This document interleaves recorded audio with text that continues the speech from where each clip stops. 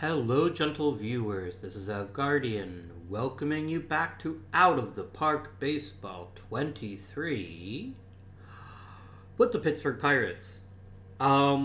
We stand on the edge of a new season. I don't know why I said that in that way, but here we are. Where we've made some additions to the roster that I think will help us become a lot more competitive going forward. So Andres Avila is back, but you'll note from his usage patterns now that he's going to be backing up as a catcher every once in a while. This is to maybe see what'll happen if we did put Avila back as a catcher full time, which would then let us basically be a lot more creative with the designated hitter spot. Now, in real life, a lot of teams don't have one set designated hitter, and so they use it to give players a day off.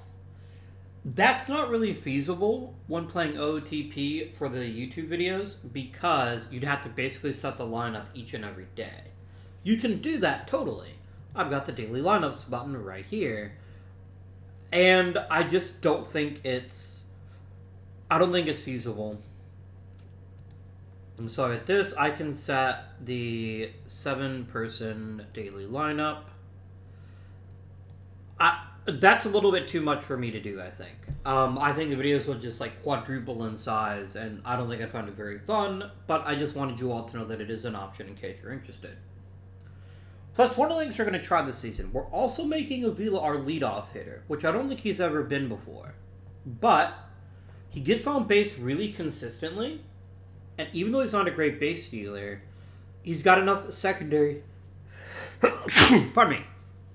He's got enough secondary tools that I think he's going to be a worthy leadoff hitter for now. Now, of course, our ideal leadoff hitter would be our center fielder, who happens to be injured now. So as soon as Josh Lynch is healthy, and it looks like it's going to take him a few more weeks... we'll probably rejigger the lineup so that Avila's not leading off. Not that I don't trust him, but I think he's more useful lower in the lineup where he can also drive in runs, but I don't mind him being the leadoff guy. Our old pal, Clinton Daly, is back as our shortstop after a second season in which he basically showed that, hey, he can hit a little bit too. He's a really bad base stealer. I may need to adjust his strategy so he stops trying. But what he does is good enough. And most importantly, he's a fantastic shortstop that I would not be surprised if he won a couple of Gold Gloves. Manny Pozza has been given the keys to the kingdom. We've got him on a longer contract, and we've got him as our number 3 hitter. This is his team the way it was Avila's the last few seasons. And I think he's up for it. I think he's all around, pound for pound, the best hitter we've got, who hits plenty of home runs, but also loads up the doubles. A reliable contact guy. I think he is a solid choice to be our number 3. Our cleanup hitter is a bit of an experiment, but a good one, I think. This is Mr. Yulon Zhu from Taiwan, who is... looks to be an amazing power hitter. It looks like he's got the ability to be one of the best in the game. However, he was just a randomly created international free agent, which means we don't have any statistical history from him. So we're going to have to see how he does going forward. We've got him for a really long time for quite a few dollars, but I think he'll end up being a good choice, and I'm certainly eager to see how he does. Next up is Bill Garay. Now, as a commenter rightly posted, Bill Garay does indeed have some injury issues, but he looks like he'll be a solid, reliable, middle-of-the-order presence for the couple years we've got him for. Next up is our old pal Jeff Pierce. This is going to be the last season of his contract, and I frankly don't see bringing him back. But acquiring him definitely gave us a shot in the arm, and now we have 3 bona fide power threats in the middle of our lineup. If you'll remember, power is something we've actually struggled with quite a bit. And now we don't have that to worry about anymore. Chris Taylor is back as catcher with a freshly minted gold glove. And if this is what he gives me every season, I may not have to make Avila catcher, but I'm trying to make sure that I've got plenty of options for when things change. But he has been a very fine hitter and a very regular defender, and I'm pretty happy with the results we've gotten from him. He is ARB eligible. I'll almost certainly sign him for another season unless he just completely collapses this year. We have Nate Mcconnell. Nate Mcconnell was recently acquired from San Diego as someone to provide some stability to second base. He's a really good utility guy, so I think he's going to have a decent length career with us no matter what happens. But we're looking to get a good combo of defense and offense from second. And last but certainly not least is our center fielder, Chris Lewis, who we acquired in the Rule 5 draft. He'll be our starting center fielder until Josh Lynch is back, at which point he will go to being something else. That is the lineup of the Pittsburgh Pirates. There's a lot of gray areas here. And there's a lot of ways that things could go wrong, as is the case in so many baseball seasons, right? A mistimed injury, a player not working out. The number one player I'm concerned about, though, is Zhou. If Zhou can be the kind of player we know he can be, then I think the rest of the lineup is expertly constructed and can offer a lot of depth. We have a really deep bench. If we were to, for some reason, lose an outfielder, Luis Gonzalez could plug and play pretty easily. We've got Jeff MacArthur, who I wouldn't trust in the field for any length of time, but he's a talented hitter. And I think he will be a useful piece for the next couple of seasons. Josh Watson is our play everywhere guy, almost quite literally. The only place he doesn't have experience at is first base or catcher. And then we have Brad Cullum, who is a defensive whiz that we called up from the minors to give us a second infielder. That's our lineup. Now let's talk about our pitching staff. In a lot of ways, this is going to look very similar to what you've seen in seasons past, with the top four being long-standing Pirates at this point. Mcdonald, Diago, Moya, and Bautista. Ernesto Nieves was a trade when we decided we needed a little more experience in the rotation. Unlike many of these, I think he's going to be a quality starter for at least the next few seasons, and we definitely need more starting pitching help. It's worth noting his statistical record with the with the Dodgers hasn't been great. Especially, and this I think is something that I find very concerning indeed. Where is it? Must be expanded pitching stats 2. No, that's 2. That's 1. Where's his ground ball rate? There it is, GO percentage, ground out percentage. Yeah, he hasn't really been the heavy ground ball guy you'd hope. And I'm hoping that maybe our coaching staffs can fix that for him and he can start being the best version of himself.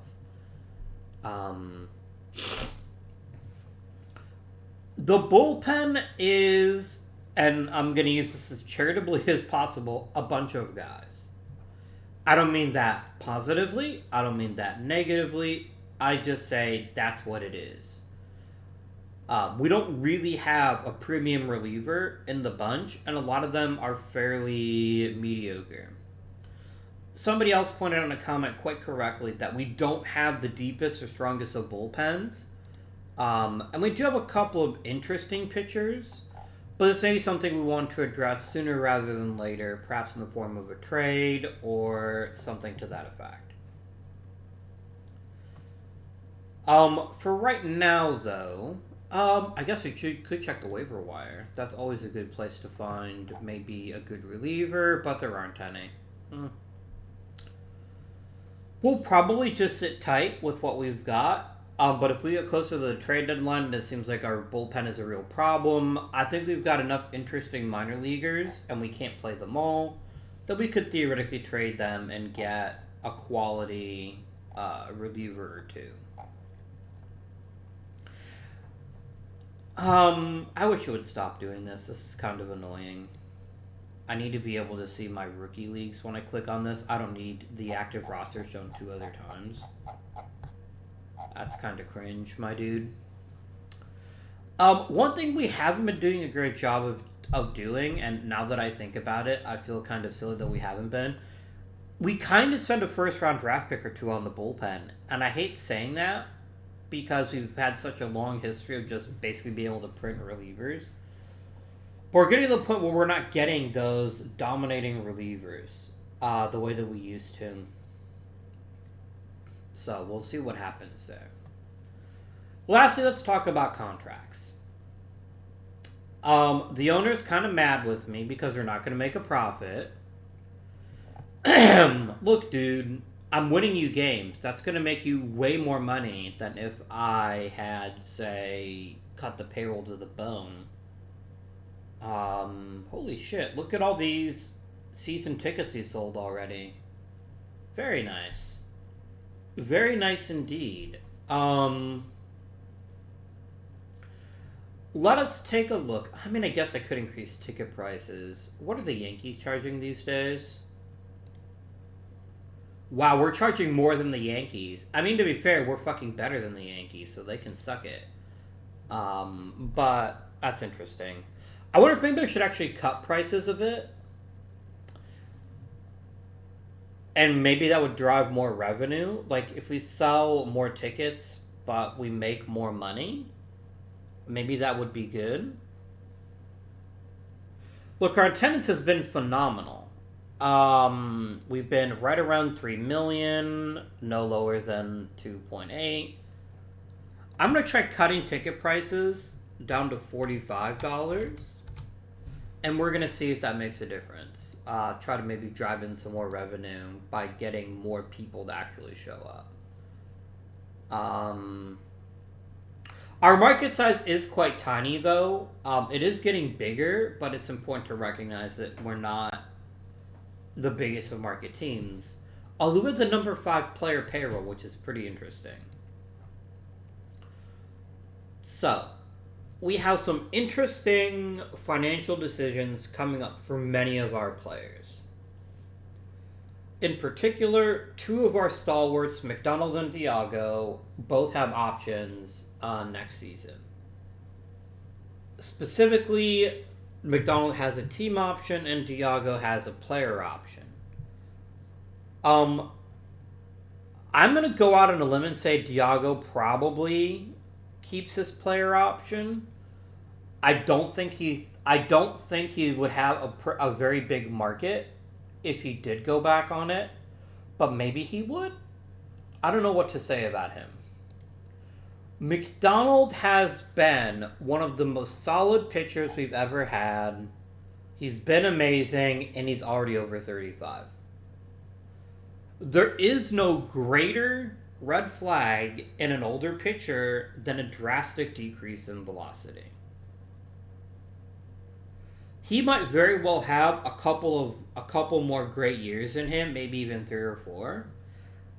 He doesn't have $43 million worth of great seasons left in him. So we're almost certainly going to void his option and let him test free agency. I would probably be willing to re-sign him if we take a pay cut, but I'm not going to do it for his full salary.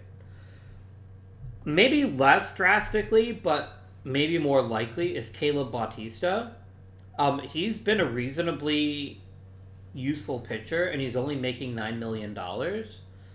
I could see him opting out, which would then have us basically rebuilding our rotation on the fly, which will be very interesting. I don't know who Pete Carter is. Oh, I remember who you are. I signed you as a free agent, and then realized I didn't need you, and now I don't know what to do with you. I might just end up cutting him.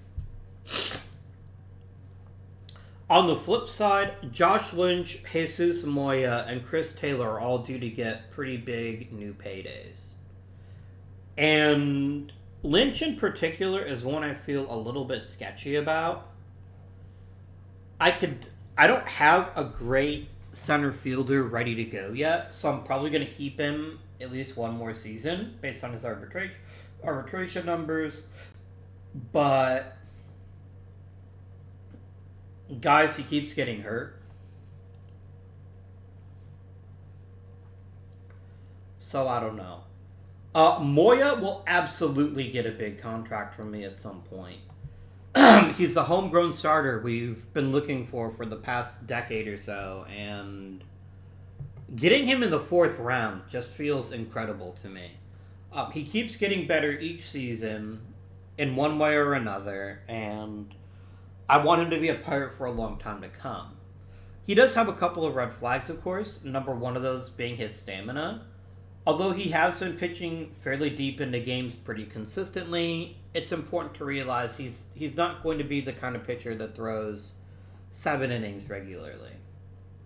I don't think any starter is, but I think him in particular, we want to be careful about monitoring his usage and making sure he doesn't get injured. Chris Taylor, I will guarantee you right now that unless he has the worst possible season, he's going to get another season with us. But then we're going to think about how to use him and how to use Avila. So that is where we are for right now. I feel pretty good about our chances, especially because this is the first season in the game with the new expanded playoffs. In case you need a quick refresher, we have 12 playoff teams. The number 2, 1, and 2 seeds in each division or in each league get a bye, and then it's a wild card game for the rest of them. Thank you very much to everybody who offered new other ideas about how to do the playoffs, and I'm definitely going to think long and hard about those going forward. But I want to see what happens in terms of... What is this? Oh, that's right. They added like round-robin tournaments and ladder tournaments. That would be kind of fun, but I don't think that makes sense for baseball.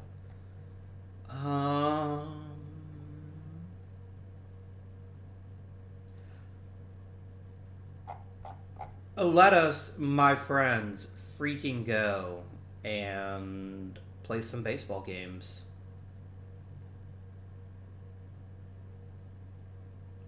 I keep looking at this and thinking it's like an extra award, but it's actually has changed the order because custom award used to be the last one.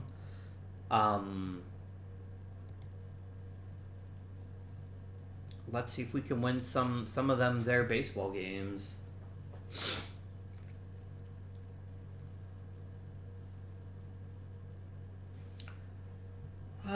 I believe that's Mr. Pete Carter. I wonder if I can trade him any easier now.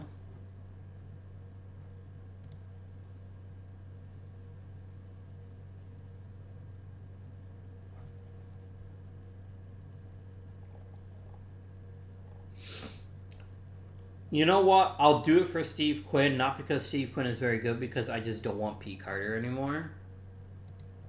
So there we go. That's that problem sorted. Man, Nick Rosario is...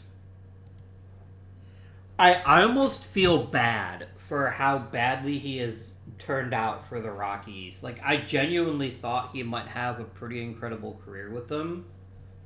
But the guy just can't not get hurt. And so they're still on the hook for 3 more seasons of this. I've probably been like single-handedly torching other teams by making bad contracts and then immediately trading people so I don't have to deal with them. Ethan Hill and Jim Kelly can both go to the minors. And then we can proceed thusly.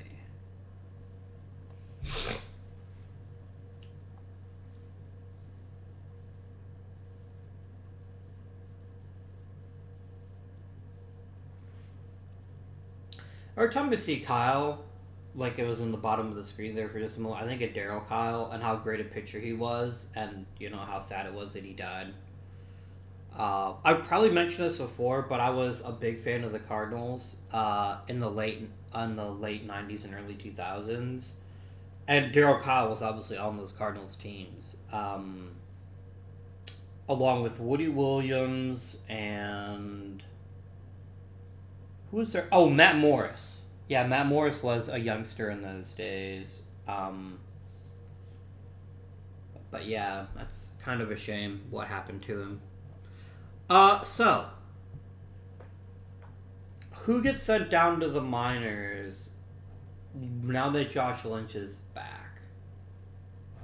How's Chris Lewis doing? Really badly. I like having my super deep outfield, but unfortunately, if I'm gonna send Jeff MacArthur down. I'm not gonna overthink this. I know he's a talented pinch hitter. I'd rather have someone who's a little bit more able to take over. Okay, so we're gonna rejigger the lineup now, quite significantly. Actually, not that significantly. So Mr. Avila is going to be our number 2 hitter. Daly is going to be our number 7, our number 8 hitter. Mcconnell hits 9th.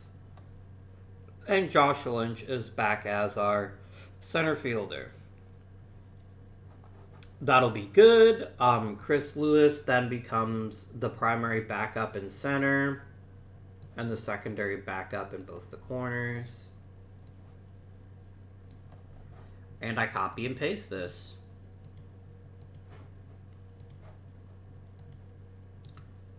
Paste and paste. Cool. What the heck? Nieves has thrown 2 shutouts in 2 weeks. That's pretty bonkers, my dudes. That is pretty bonkers. We're going to go and jump ahead another month. Again, 1 month is not really enough to make any decisive... Oh, that solves that problem, I guess. Luis Gonzalez is going to go on the IL. I will call up Jeff MacArthur again. And Mr. MacArthur, frankly, because of the defense, I'm going to let Wasson be the primary backup in the corners, and MacArthur will be the secondary backup. And then MacArthur will slide right back in as being our number 1 pinch hitter. This is my fault, really. I bragged about how much depth we had, and now that's where we are. And we're going to copy and paste and paste.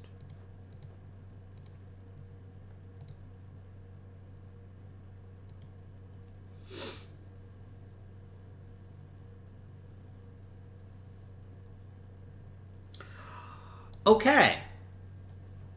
This is something unexpected.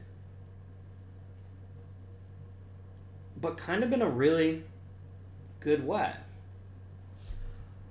Avila's going to be the new starting catcher.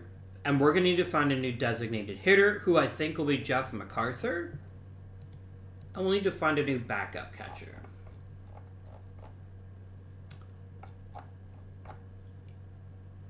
Mike Byer, Eric Peters, Taylor Cruz.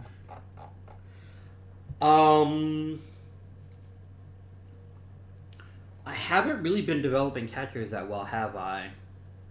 I don't necessarily need brilliance. I just need someone who can handle the position well enough to give him a break every now and again, but maybe that's not possible.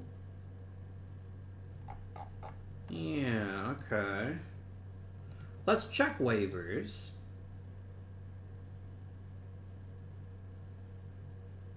Okay, both those catchers are really terrible. Let's check free agency. I mean, we could bring back our old pal Danny Durbin. Let's just focus on catchers, please. I feel like someone who's really, really good defensively, if we can find one. It's our old friend, Albaniak. Yeah, let's bring him back. He was a very solid starting catcher for us for a while. Our backup catcher for us for a while. So, Avila, you're my full-time catcher, my dude. We don't have a backup right now. You will at some point. And then Jeff MacArthur is going to become our DH.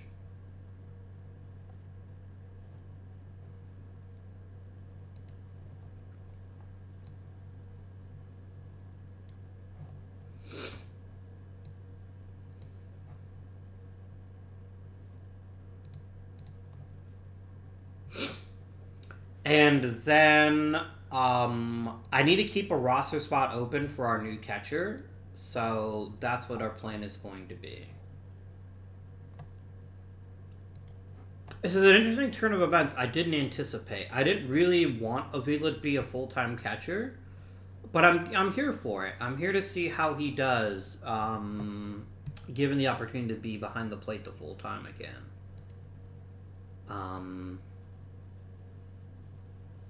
I'm just going to sim forward like 2 or 3 days. Excellent. Jeff Pierce, you're not a middle-of-the-lineup hitter anymore. Go up to Pittsburgh, please. And you're going to be my backup catcher.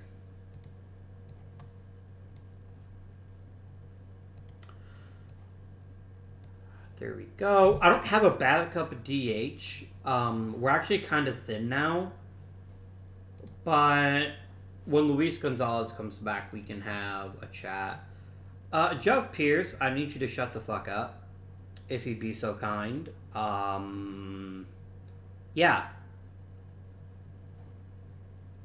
He's actually not that unhappy, and I think as long as the team plays well and he plays well, I think we'll be okay. But let's jump ahead another month.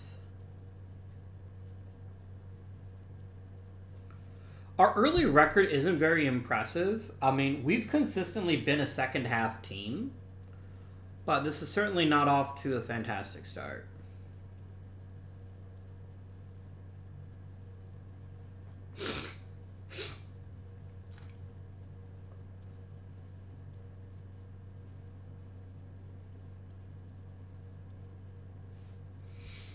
Okay, we can get Luis Gonzalez back, which I definitely want to do.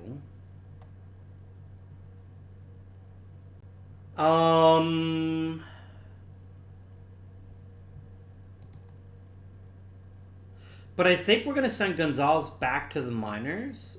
He hasn't had a lot of time in AAA, and until we actually needed a regular outfielder, I think we're kind of hurting his development by letting him just be on the bench.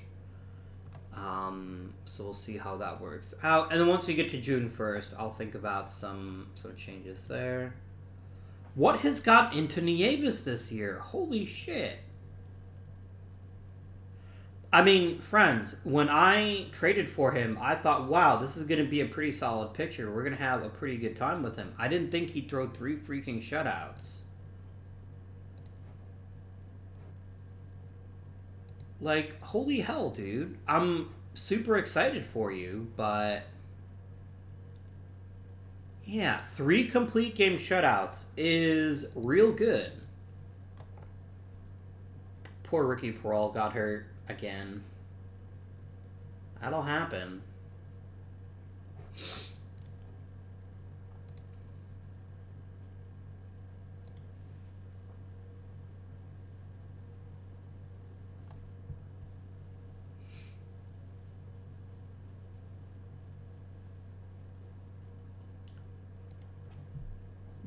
Bill, you're literally hitting 5th.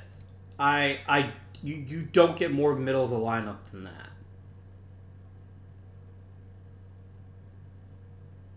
I don't get it. I don't know why you're being a little bitch right now. Like, that is the middle of the lineup. Okay? It's 3, 4, 5 is the middle. I don't know what you're crying about, my dude. I need you to back the fuck off, though. Yeah.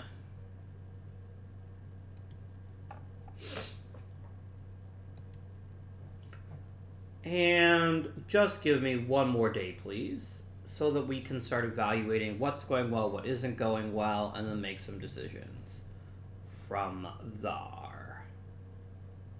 Yar.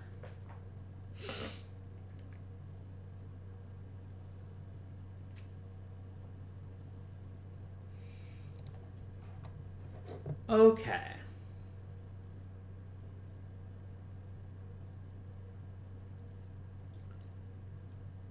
Pozzo's getting better. You'd like to see that.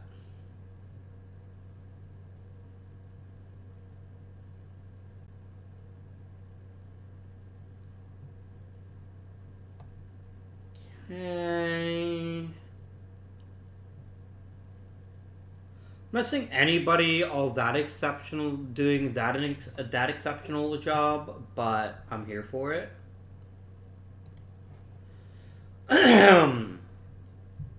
Johnny Cerulli probably needs to go to Double-A here before the end of this season. And he's crushing it in High A. So I'm going to challenge him. You're going to Double-A, my dude.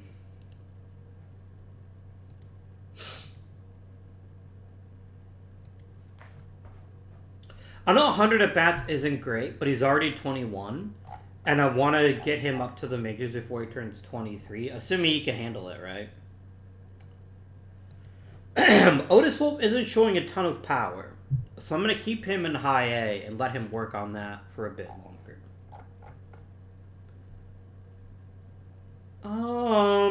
Okay.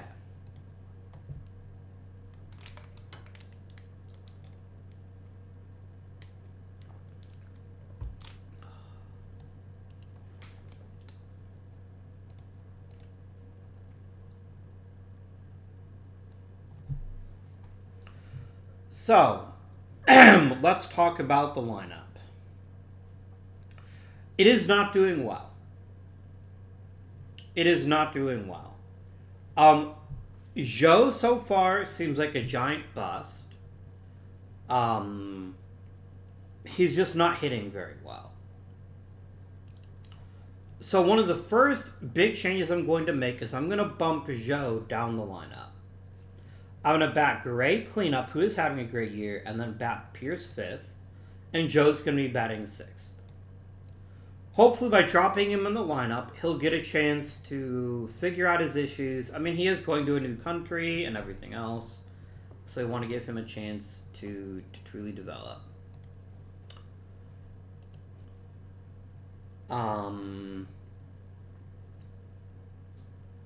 Avila's not his normal self. He is already 33. And so we obviously can't be sure that this isn't just the new normal for him. He will be catching full time, and so I'm really curious to see how he does. He's pretty good at framing pitches, though. That's pretty nice. And that'll just be how that works out. But Garay and Pozzo are doing great. Avila's still very productive, just maybe not his normal level of productive. He's getting to the point where, quite frankly, he's overpaid. I can't do anything about him for a couple seasons yet, and I'm hoping that he'll be back up into the 4 or 5 WAR range if he does catch full time, but we'll see what to do about him. MacArthur as DH is interesting. He's not hitting for contact, and that's not what his scouting profile suggests. He suggests he should be hitting for contact. So it seems like a really good bet to start picking it up the second half of the season and being a consistent contributor. But let's not forget, I've got loads of options in the minors, my friends. I could very easily kick one of the outfielders to DH and bring up Luis Gonzalez. I could bring up Gonzalez to be a DH. I could bring up Hank Hess. I mean, I'm not going to, but I could. So that's that. Pitching, Diago is the one who's struggling the most. But we have the best pitching staff in the majors again, which isn't too surprising. Yeah. Diago and Bautista aren't having amazing seasons, but for Bautista, it's basically what he's traditionally done. He's just got an uptick in his home run rate, and he's generally just not as effective as he used to be. Diago's becoming a huge issue. Oh my gosh, he's lost a whole shit ton. Oh yeah, he basically doesn't strike people out anymore. You are now a millstone that I need out of my team very, very quickly. Your decline was incredibly fast, and I have to admit, I didn't see it coming, but I'm also not totally shocked. But yeah, you are not worth keeping on the roster anymore. So I'm going to try to trade you and hope that somebody will pay me a decent, will give me something decent. I'd love a prospect package if I can get one. But I fully acknowledge that I probably can't.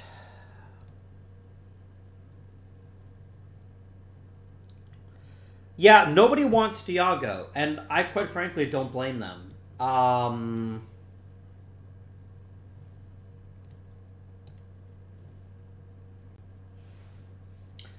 Nobody wants him.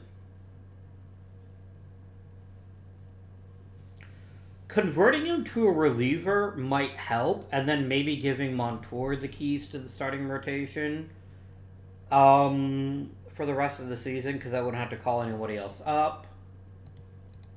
I think that's what we're going to do. Montour, you're going to the rotation, and Diago.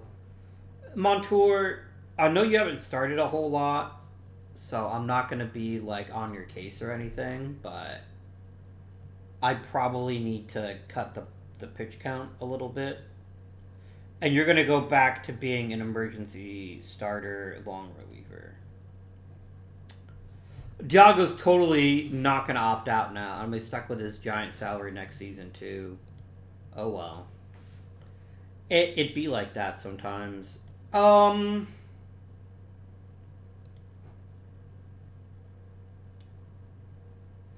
Nate Sanders is just really, really raw. But if he can develop a bit, he'll be a nice extra piece. So, Hank Hess. What do I think is going to turn out? What do I think is going to happen with him?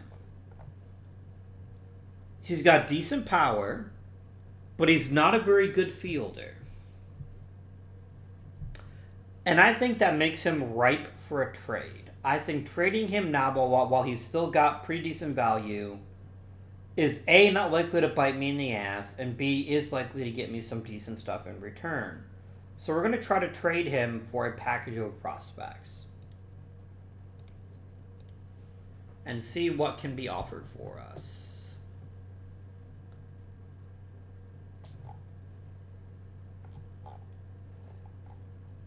I'd like to try to get one premium prospect. Pascalino is not one of those, so we're going to pass on that one. I was kind of hoping to try to get one premium reliever.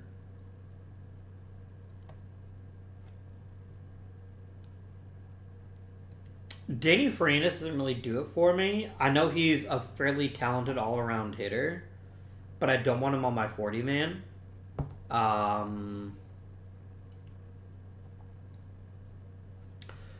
This is a really good option. I love Greg Ward. Or Greg Weld, rather. Is this guy any good? This guy could be sensational one day. He could be a top-tier hitter. He's also really far away from contributing. I want to discuss this deal. I don't want Bob Jones. I think Bob Jones is not very good. But I love Weld, and I'd like to try to get something else out of it.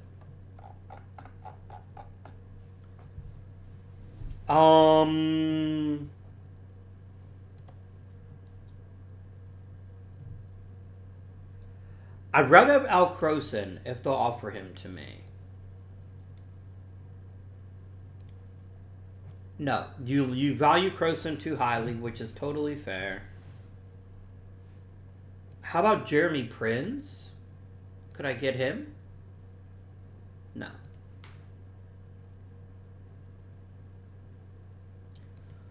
You're an awful catcher, but you might get better.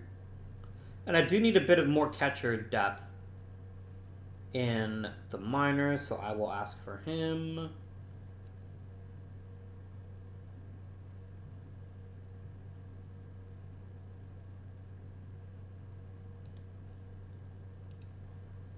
And John Delgado doesn't really do much for me. I'm probably getting greedy at this point. I wonder if they would throw in Lahara. Probably not. I don't like Lahara that well to offer any of my extra players for it.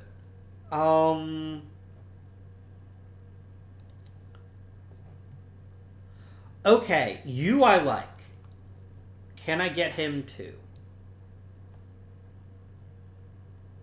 I will submit this offer. I will submit this offer. And hope that we can get it. Because, low-key, this guy could be a really solid catcher. A good backup catcher for a couple of seasons. I don't want him starting. I don't think he can handle that. But I do think he's interesting enough that I'd like to get a chance to acquire him. Let's play a week, and let's see what the Cardinals say. Done.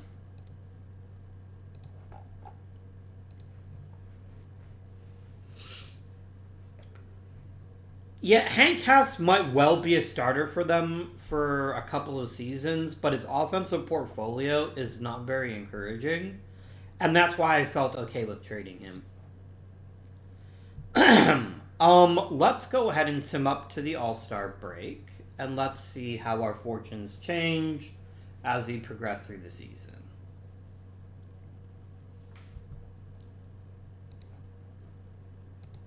I'm going to put Diago on the trading block. I don't think it's going to matter. Like, nobody's going to want him. But I don't think it hurts to at least put him up. And I know that part of his salary, I could probably move him and save some money. But I'd have to eat probably a fair piece of it.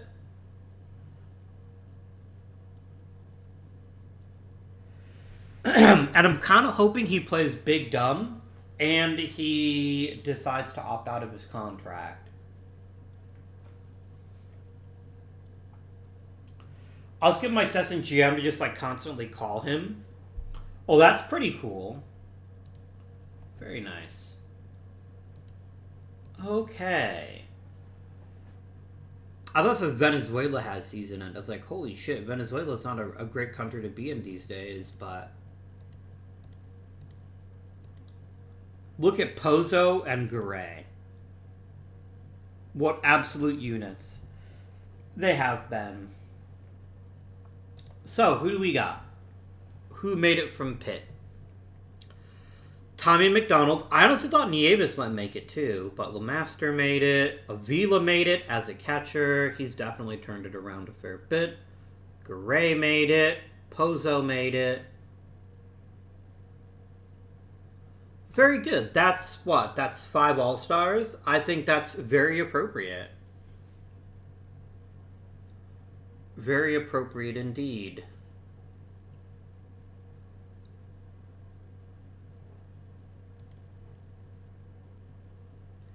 Yeah, Avila seems to really be taking to being a catcher again. And I'm pretty here for that.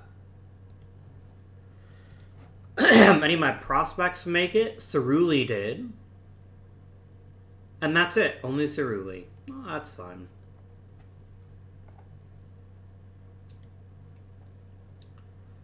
Play up to international free agency signing, and then let's see how we're doing. Yeah, honestly, I might trade Chris Taylor in the offseason. He did again. How? What is your secret? 4 freaking shutouts. Holy shit, guys. I'm gonna be honest with you. When I got him from the Dodgers, he was kind of a throw-in. What I really wanted out of that, I was just trying to get rid of Jesus Ortiz into something decent, but holy shit. 4 shutouts. One of them was nearly a perfect game. I don't know what's gotten into you, but I like it. I like it a lot. I'm not saying I want to hand you some, I'm not saying that I'm going to hand you some, like, bonus steroids, but I'm really thinking about it. Holy shit, bro.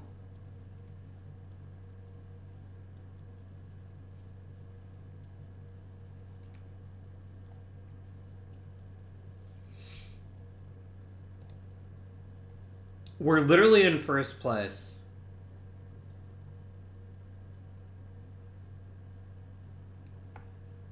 Dude, you need to shut the hell up. I don't know what you're complaining about, to be honest with me. Oh, did I ever hire new coaches? I think, like, some people have not been getting coached at all. Whoopsie.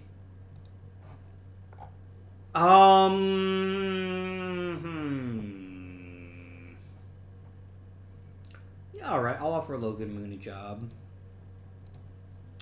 Seems like a cool dude. Oh, that's hilarious. I would hire a manager to be the hitting coach, a hitting coach to be the manager, but that's fine. So, everybody else, you get a all the minor leaguers get new deals. Mario Lasson is a really talented manager, and I'd like to bring him back as long as he'll come back, but maybe he'll decide he doesn't want to. Okay, he did. Great. Wellington Cruz has been an institution for the Pittsburgh Pirates franchise. I'd like him to stay, please. Awesome. And now the big league coaches. We don't have great chemistry right now. And a lot of that problem is my team trainer, who can't get along with the normal players. Yeah, it looks like Kyle Rusham and Vince Broyles are the issue. And sure enough, both of their contracts are up.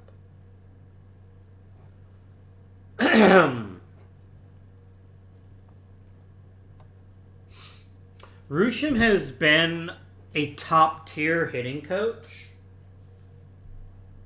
But I think he's just not a great fit on my roster because he doesn't gel with the rest of everything. Plus, I've got Luke Montz waiting in the wings to take over. And so I think that's going to help us out a bit. And we're gonna we have the same issue with Vince Broyles, so they're both gonna walk. I'll re-sign my first and third base coaches. I think they're both doing a pretty good job.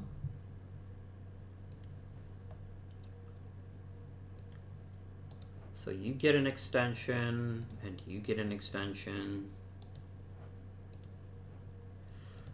And then Rusham and Broyles will walk, and we'll get a new team trainer and a new hitting coach. Probably just promoting Luke Montz for the hitting coach, because he's had a really good run with us, and I'd like to see him get the chance to excel at the highest level. Unless he retires, and he may well do that.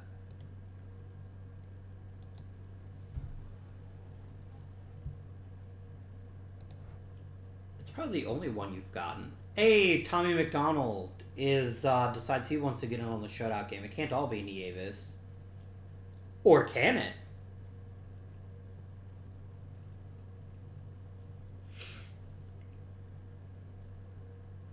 McDonald bewilders seals. That's hilarious. Like, out of context, that's legitimately funny as shit. Like, he's like doing a magic trick for a bunch of seals, and they're just like utterly horrified. Player development, Nieves got better. Moya's getting better a bit. Montour's getting a lot better. Mcdonald is actually improving. He's becoming craftier as an old man. You'd love to see it. Bautista's getting a tiny bit worse. Avila is slipping a little bit.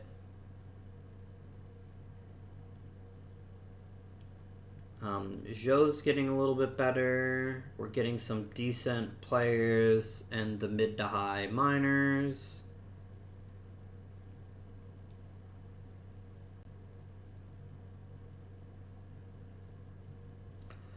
Luis Gonzalez got better.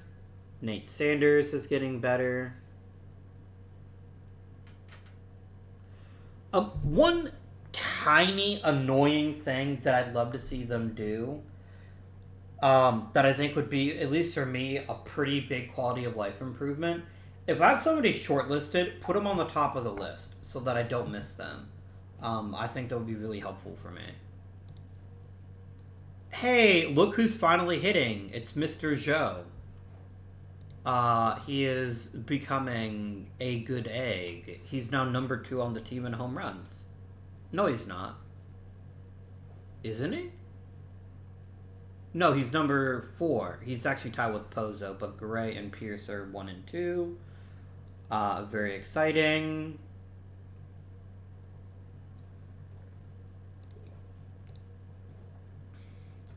He is not hurting the team as a catcher. He's actually playing at a pretty decent level. He doesn't throw people out, but that's not the end of the world for me.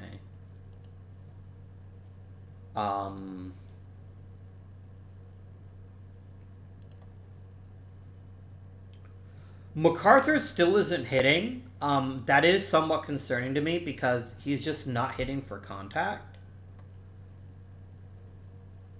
We'll give him a bit more time as DH, but this may be an area we can easily upgrade.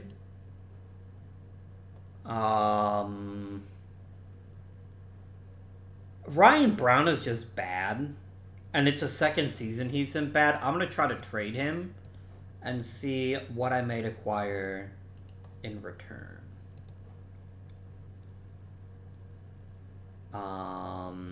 Let's look at prospects and regulars.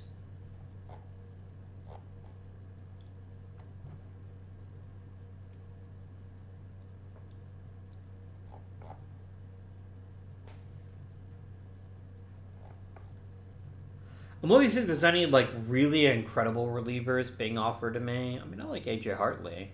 No, I don't. I do like Chris DeBose, however.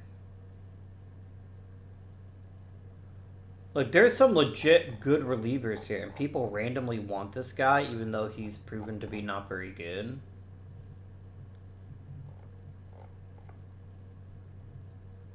Can even get me some Tim Lindbergh in my life. Some Ben Toronto.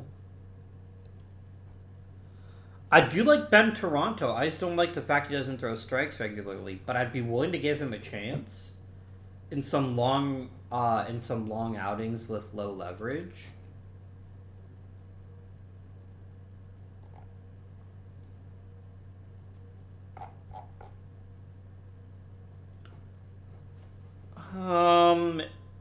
Ian Cook is quite nice.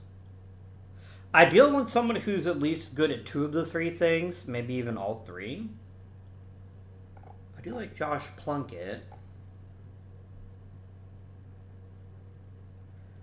Jared Hall's control isn't great, and if I just wanted a guy who has mediocre control, I would take the other guy. Sha Jen Sui seems like a good choice. He's been a positive contributor, although I don't think I'd let him start because his control is so wonky. But he's also going to get expensive. I'm going to start paying him arbitration, and that's not ideal. You know what? This might bite me in the butt, but I kind of really like the idea of getting Toronto. I just love his skill set. He's a huge dude, throws really hard. Even though his control isn't great, I think if we put him in some low leverage innings and just let him work through it, he might get good enough. I'm going to go out on a limb and give him a chance. Could I get Willie Sanchez too? Just for funsies? No. Okay.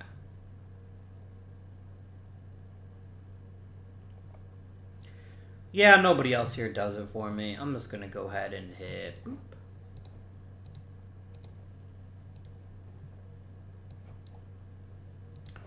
And then you're gonna be long relief, avoid high leverage, and middle relief. You're gonna be the guy that helps stretch out the bullpen when we need it. Jared Gall does not deserve the role he has right now. He is pitching very poorly indeed. Let's give Dane Spellman, let's make him the more often guy. In fact, let's use him less often. I don't know why I keep Jared Gall. Every season, I just keep him because of, I guess, just organizational inertia, and he never pitches well. He just throws innings, and sometimes they're good, but more often than not, they're not. I wonder if anybody would take anything for him, would give me anything if I traded him. Let's lightly remake the bullpen, shall we?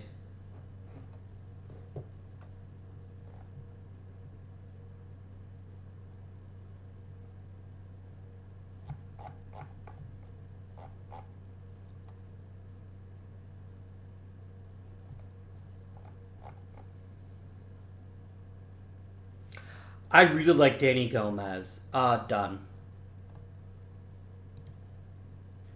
Let's just lightly reshuffle the bullpen. Nothing too dramatic. Just let's get some extra arms and just see how they do. You're going to be middle relief, long relief. I like how Jim Gender is middle relief, middle relief. I think maybe he doesn't need to be in middle relief that often. Okay, cool. Not huge deals, I don't think, by any stretch of the imagination, but I think they still make sense. And wow, this is not a great free... Oh, I spoke too soon.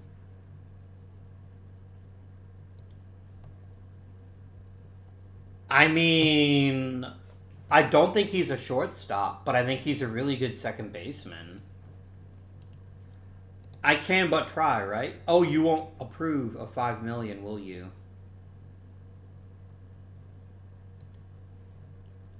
Yeah. Okay. Is there anybody with a decently large... Yeah, Ethan Hill. You're gone. I'm going to try for a prospect package with him. I don't think it's going to work, but we can only ask, right?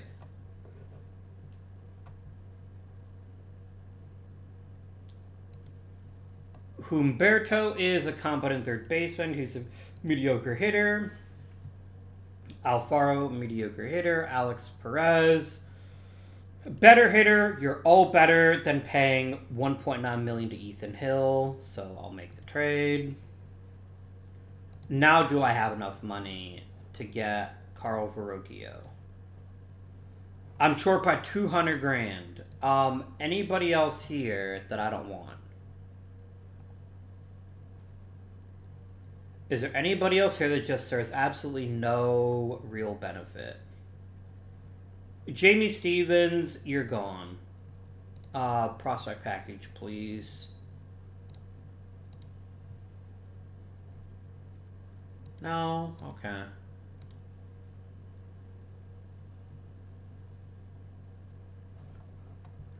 Nope, you're all going to offer people that also cost money. I don't like that.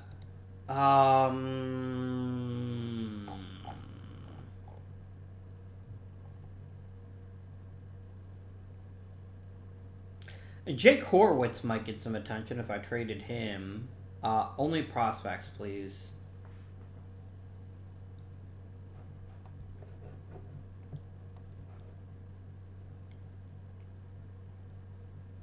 Let's get Sean East. Now do I have enough to offer Carl Verrocchio his $5 million? Really? I still don't have enough money?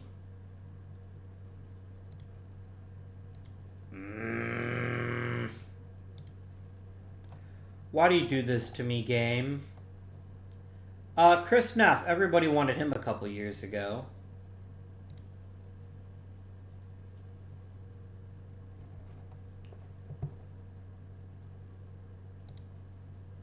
You know what, Danny Angulo? Sure.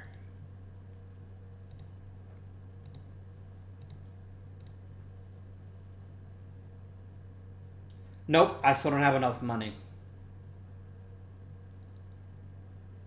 I'd have to actually trade somebody making okay money in order to afford him. Damn it. And the thing is, someone else is going to offer a max contract, and I can't do anything about that. I'm going to offer Jim Kelly. That might help, too. I'm going to sim one day and hope that nobody grabs what's-his-face.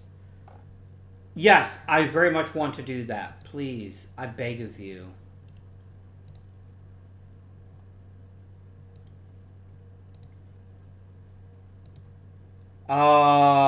Jim Kelly, you still count against my salary. Literally anything to get your salary off my damn books. Luis Navarro, sure. I don't think you have any future in the major leagues, but I'm just trying to save money. Please, game, please. Do I have the money now? I need to wait one more day. Please don't sign. Just please don't sign. God damn it.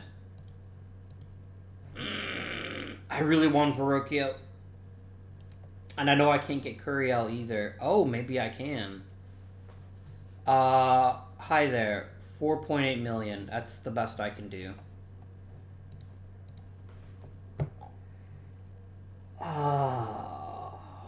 Verrocchio, I am going to tag you. I'm going to shortlist you. I have a feeling that's going to hurt so much. The chances of having him and not getting them are very sad. Brad Cullum's going to be out for 5 weeks. He's just a backup infielder, so I can live with that. Do I have any other infielders already on the 40-man? No, anyone else I did, I'd have to grab him. Okay. I mean, I could just have Wasson do everything, but that seems not ideal. Like, Wasson can't be my only middle infielder. I need a second one, and I think that just means adding him to the roster. So, Josh Salinas, I think you're up. No, you're not.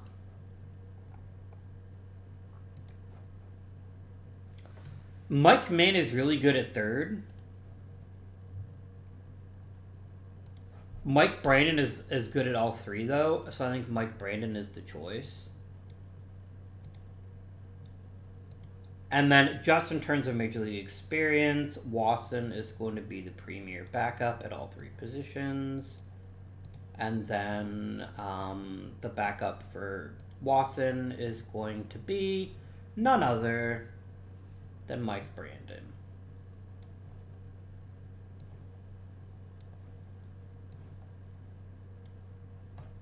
Mike Brandon, are you fast? You're decently fast. I think you're going to be my new pinch runner. It's going to be great.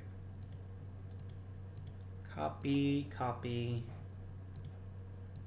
paste, paste.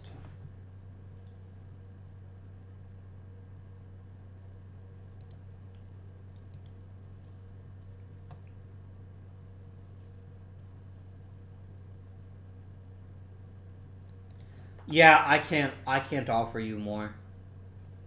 I don't have that kind of money. And I can even offer you 4.8 million. I don't have that money, so...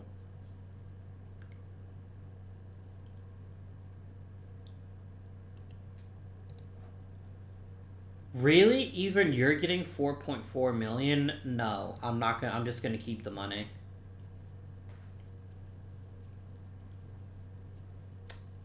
Missing out on Verrocchio hurts a lot. Ooh, a safe streak, and I am going streaking, apparently. Alright, my friends, it is time to draft some players.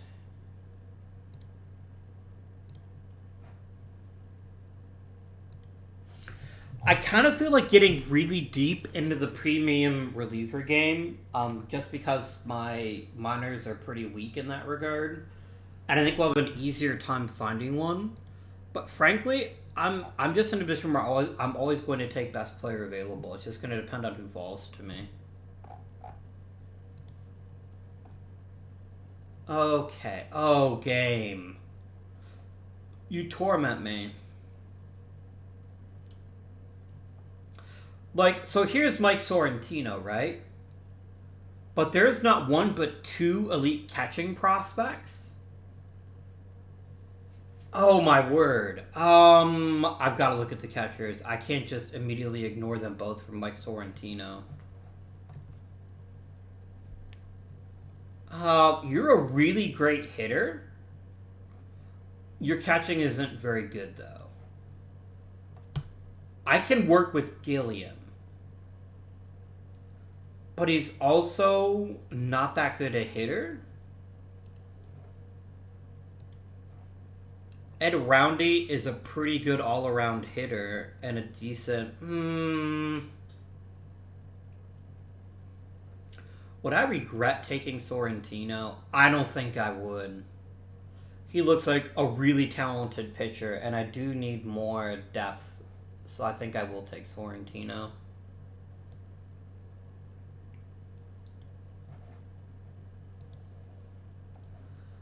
Okay, you know what? If you're going to give me a hitter this bloody good, I will find a spot for him. I will happily take him in the second round.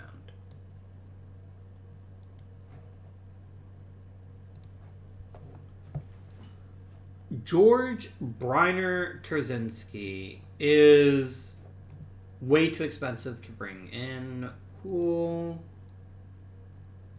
I definitely want to grab Bayun too. He seems like he's a really good all-around catcher. And although his rating isn't great yet, it could be very good. I think he could be a solid catcher for years to come. So we're going to go ahead and draft you.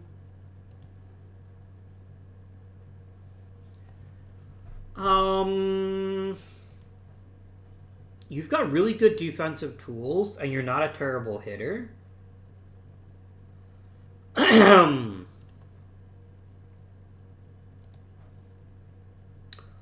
Tharp is a little better defensively and a little worse offensively, but I love his plate discipline. Webb's a little bit younger, though. And he's got a little bit more upside, so I think we go for Webb.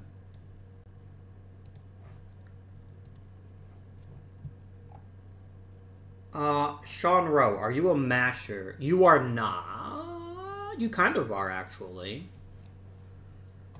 Yeah, you know what? Let's do it. Let's grab ourselves some Sean Rowe.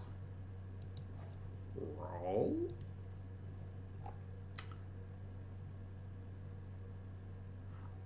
You can't do this to me, Gabe. You can't give me a pitcher named Andrew freaking Outlaw and then not draft him. I can't do that.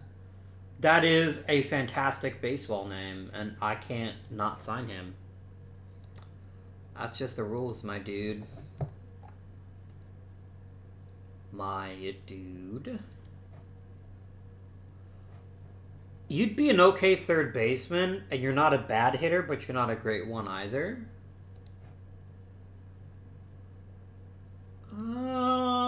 Meh. Meh.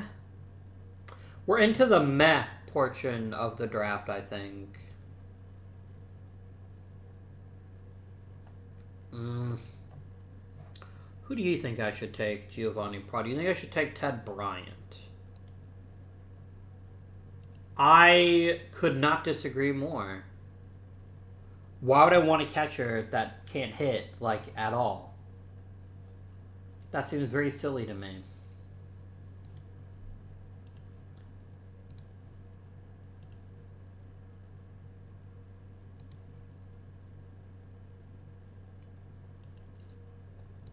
I'm going to go for Alexis Ugalde instead. This is a really deep draft, my friends. Very deep indeed.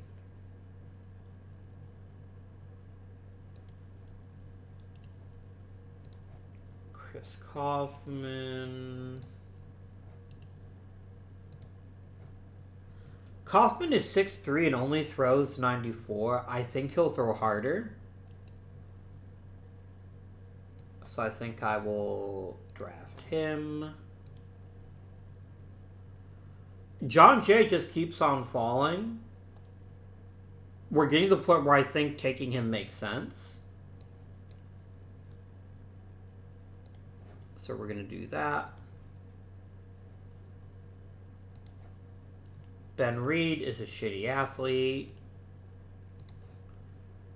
Chris Blakely is an incredible athlete. And I know he's not a great player, a great hitter, but he's really, really athletic. So Chris Blakely, welcome to the Pittsburgh Pirates. And scouting director, I'd like you to earn your salary, please. Go ahead and find me good ones in the later rounds of the draft, if and you please. And if you don't, please do it anyway. I'm going to shortlist all of my players. This is something I used to do all the time, and I just keep forgetting to do it. So that we can track their development throughout the minor leagues.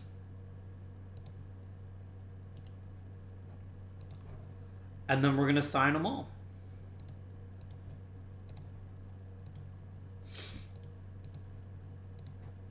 I've never found a lot of value in nickeling and diming the minor leaguers. I will be curious if any of you have ever gotten really hardcore about that and if you've had a great experience with it. I just think it seems silly. There's other things I enjoy doing in the game more than being like, haha, you may only want 40,000, Kevin Benayoun, but what if I gave you 35,000? Then what would happen, huh? It's just silly. We'll sum up to the trade deadline for sure, and then we'll think about our needs and if there's a way to fix the team in a significant way.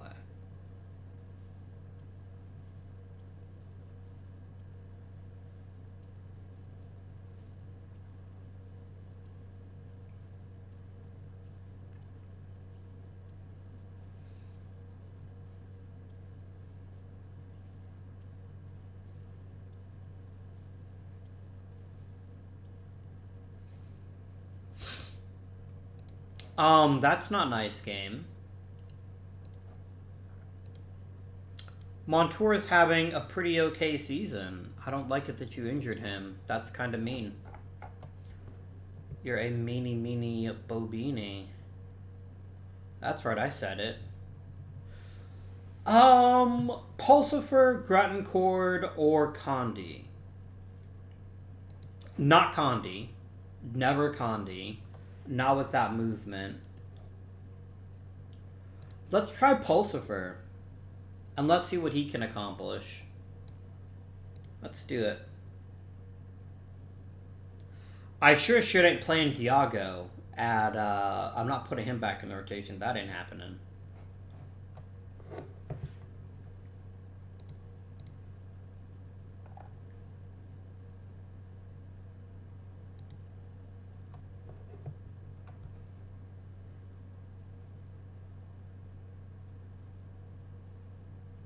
Oh, damn. Look at Joe with a 5-for-5 day. Very nice. 300 homers from Mr. Bill Gray. Excellent. I think that's all my rookies signed, isn't it? You know, I do believe it is. Let's go up to the trade deadline, and then we'll have a think about what we can do to get better. So, we're now the number 7 lineup in the major leagues, but I can't help but notice Jeff MacArthur still isn't hitting. And that Josh Lynch is also not hitting.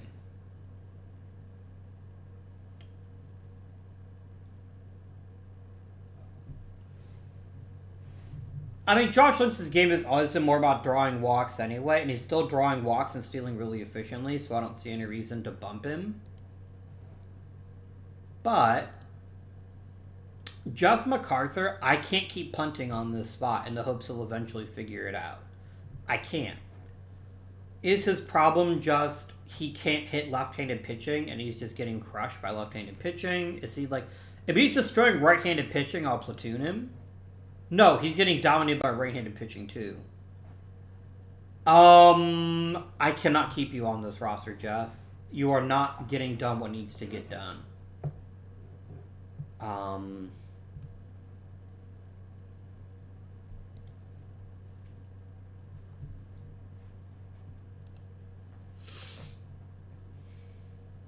I can't keep punting on and hope that somebody will figure out how to hit again.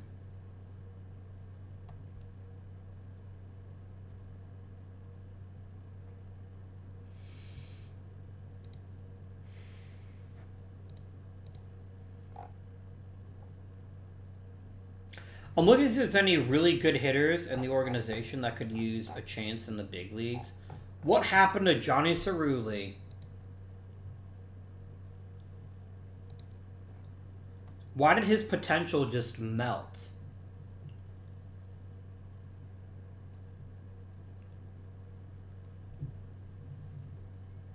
Well, that's annoying. How close are you to being in the big leagues, Nargiso? Let's bump you up another level. Let's send you to AAA for the rest of the season and see how you do.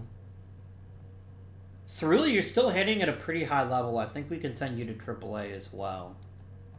And see how that works out for you. What about Mr. Wolf here? I think a AA promotion is worthwhile in his case. We can see how that does. But I can't keep punting on... Oh, Mike Sorrentino, you go right to AA. You're 22. Or 23 even. You should be able to pitch quite well, I think. So, how do we get an improved designated hitter? Which could be literally anybody that doesn't suck at hitting.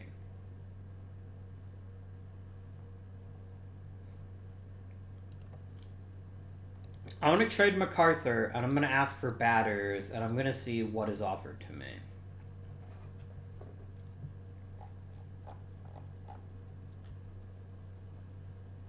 I don't want you.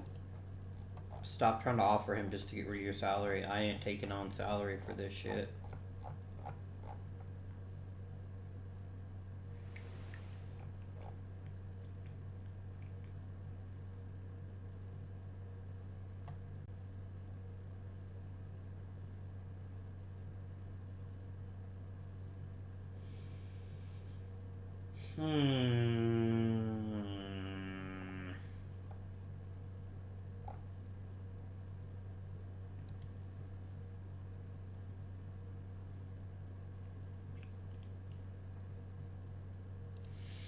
I don't want to take on someone like an Alex Romero, but I don't want to try. I want to try not to trade within my division if I can avoid it.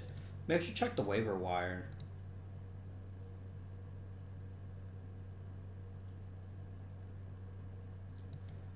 DJ Burgos isn't a terrible option to jump in here and get some reps as our DH. But part of me kind of thinks the best solution is Luis Gonzalez, who's already pretty polished and just needs an opportunity. I think that's our right. I think that's our best call. I'm going to keep MacArthur for now. I'm going to send him to the minors and see if he figures out his swing. But Luis Gonzalez, you're going to be my new DH. And we're just going to see how you handle it. If Chris Taylor was back, I would move Avila back to DH, but he still isn't, and I don't trust the new guy at all. Anybody I want to trade. I mean, I still want to trade Diago.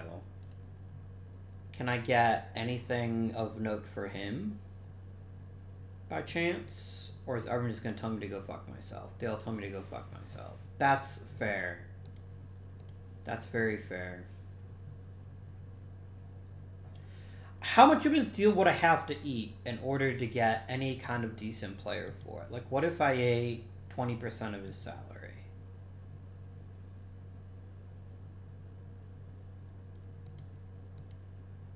30%? I'm not going any higher than 30. I'll just take my chances and see if he chooses to opt out like a big dummy. He won't, but it's worth checking, I think. Is there any way we could get better as a team?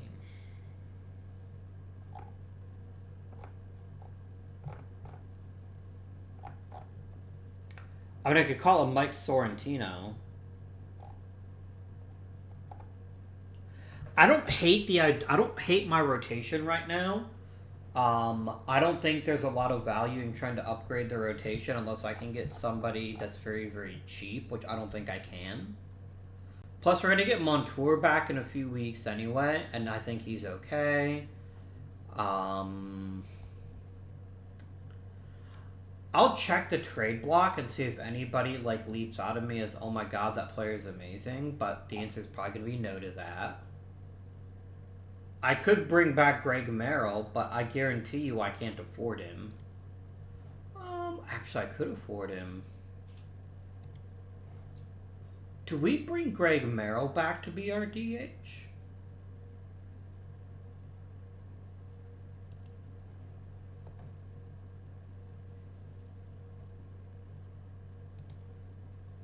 Not Julio Garibay. I definitely can't afford him. David Ware makes way too much money. Yeah. There's nobody that I can offer you no single player. And that makes perfect sense because you have a premium player that's quite cheap. I want to bring Ricky Peral back, but not at that salary. Izzy Lopez isn't very good.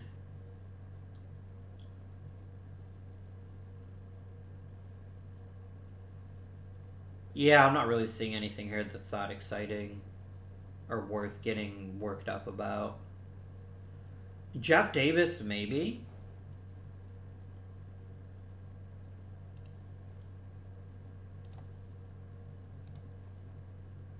What would that cost me?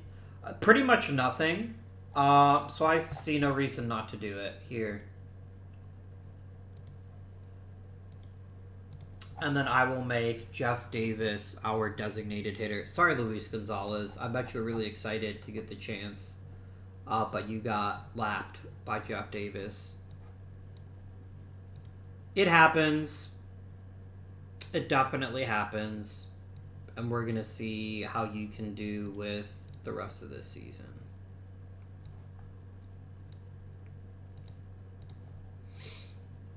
Don't worry, Gonzalez. There's going to be an opening in left field because I'm not bringing back Jeff Pierce. I can't afford him.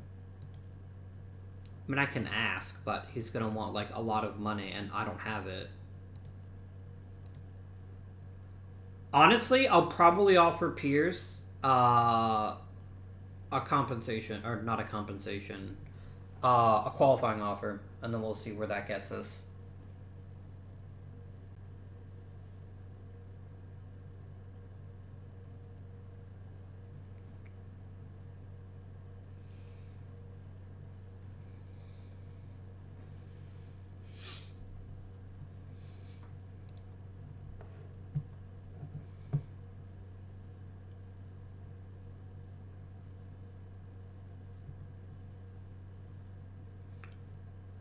Good.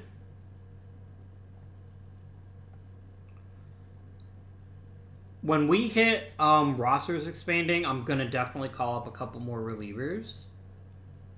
What if Show's got a chance to win Rookie of the Year? He might. He definitely might. Okay. When did roster expand September 1st?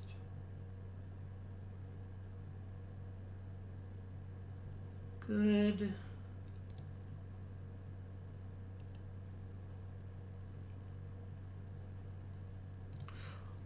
I'm going to have a really long, hard think about Tommy Mcdonald. Brad Cullum's going to take another year. Who's Jim Richardson, and why do I care about him?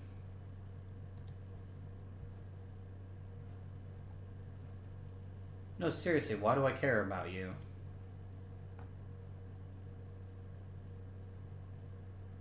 Because I traded him for Josh Lynch. Well, that... I mean, I still think that made sense. I think that seems reasonable. I mean, he's having an incredible year of the week, an incredible season, and it looks like I probably would benefited more from him. But you can't win them all, right? You absolutely cannot win them all. And just like clockwork, Josh Lynch is injured again. I can't do it, guys. I can't bring him back. Can't be done. So I told you you get a chance, Gonzalez. Now the question becomes, how do we rejuggle this lineup? And I think it does go Avila at leadoff. How bad? No, look, Gonzalez would be pretty terrible in center.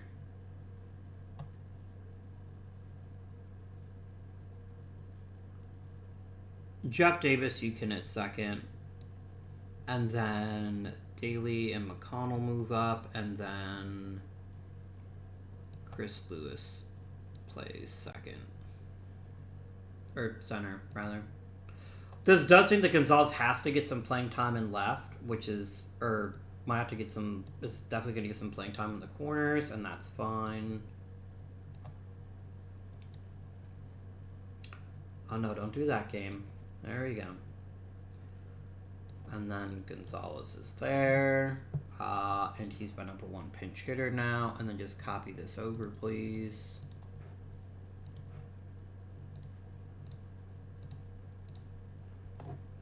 There we go.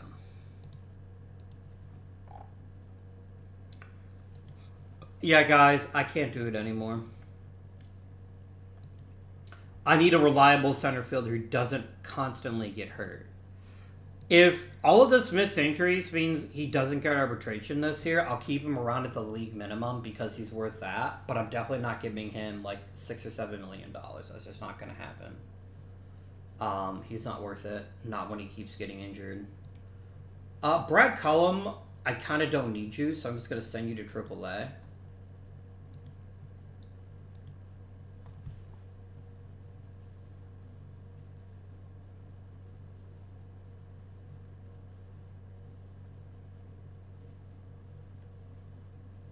The Cardinals are really pushing it this season. Holy shit. I do? Oh, you returned him to me, did you? Okay. That's interesting that Oakland returned him. You never really gave him a chance. I mean, he might actually get an off chance at getting the odd... Oh my god, he did it again. You are... an absolute unit. Ernesto Nieves. Just... Guys, when we acquired him, I was like, yeah, he's probably rough in LA. We can probably make him better. Holy shit. Just 5 freaking shutouts. Does anyone else have 5 shutouts in the majors? I bet the answer to that question is a big fat no. No, just kidding. Yeah, he does have the most shutouts, but weirdly, Ottavio Definu has 10 complete games, which is pretty bonkers. But yeah, holy shit, guys. 2,000 hits for Avila. It's party time, guys. It is all of the party times. Very nice. Very, very nice. He is actually losing a lot of his catcher ability. If you recall, he was in the mid-50s. He's really starting to struggle playing the field. And now he's not even framing well. I do think he can't be our starting catcher anymore.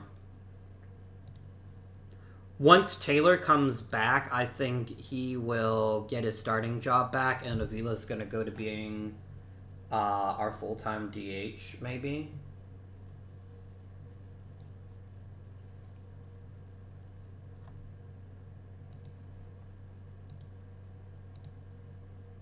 You know what's interesting to me?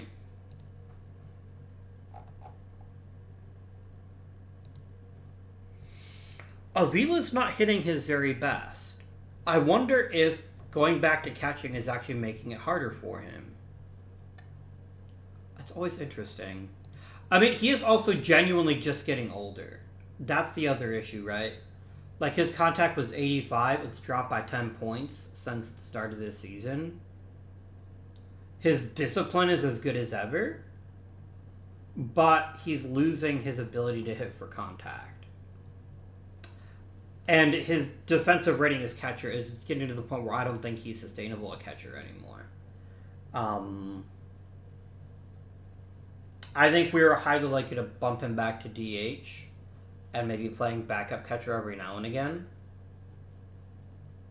But I don't think keeping him permanently behind the plate is a good long-term solution, or even a medium-term solution. Don't tell me this game just crashed. Okay. Don't do that to me, game. I don't like long pauses like that. Okay, we get Montour back. That's wonderful news. Pulsifer can go back to the minors. And Montour gets thrown right back in.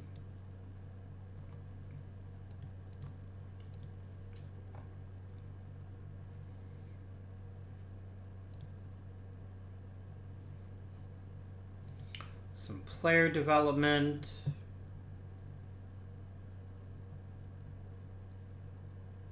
Any big changes here? Mr. Salvatore Quijus. Didn't I just draft him? No, I didn't. I got him in a trade. That's right.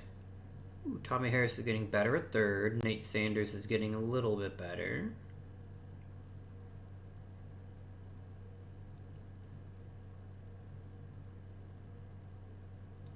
We're getting some pretty okay improvements there.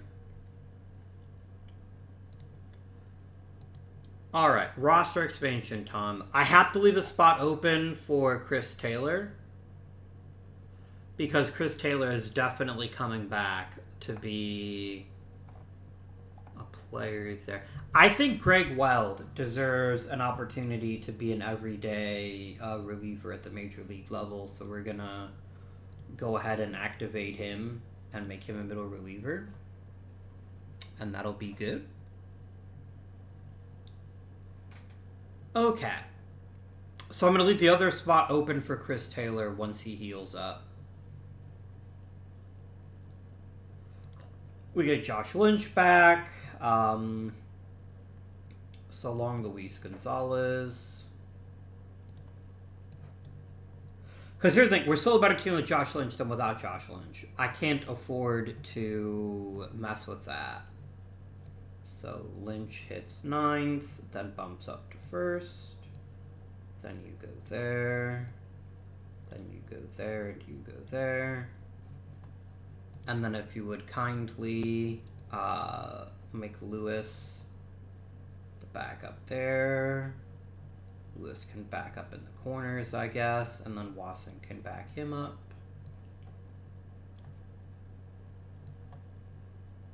Cool.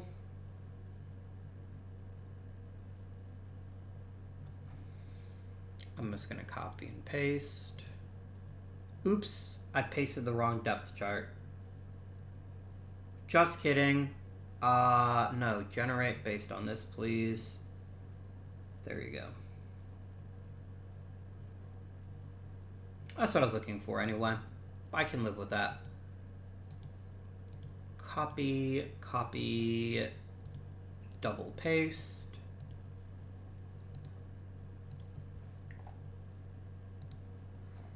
Local man hits 5 baseballs.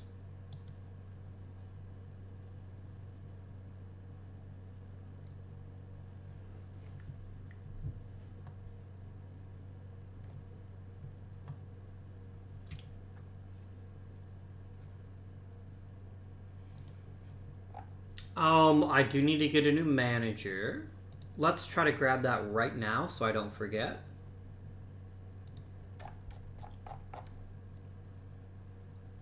I just want somebody who's really great with mechanics. Yeah, hey there, Frank Carlos da Costa. Come on down. Hey, Bryce Harper is a possible coach. What about Garrett Gunnels? Is Garrett Gunnels a coach? I want him to be on my team forever and ever. I don't want him to ever leave. I should find Mike Sheehan as a coach and be like, hey buddy, you wanna come be my coach?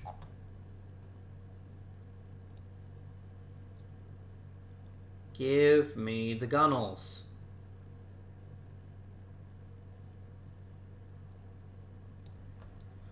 You know what, Garrett? I'm fine with your decision to not be a coach. I get it, you're enjoying your retirement, maybe spending time with your kids if you have any. But it does make me a little bit sad that I can't make you my coach. Brilliant. Okay, Chris Taylor is back. Mr. Taylor, I'm going to make you my everyday starting catcher. Because Jeff Davis ain't really doing it.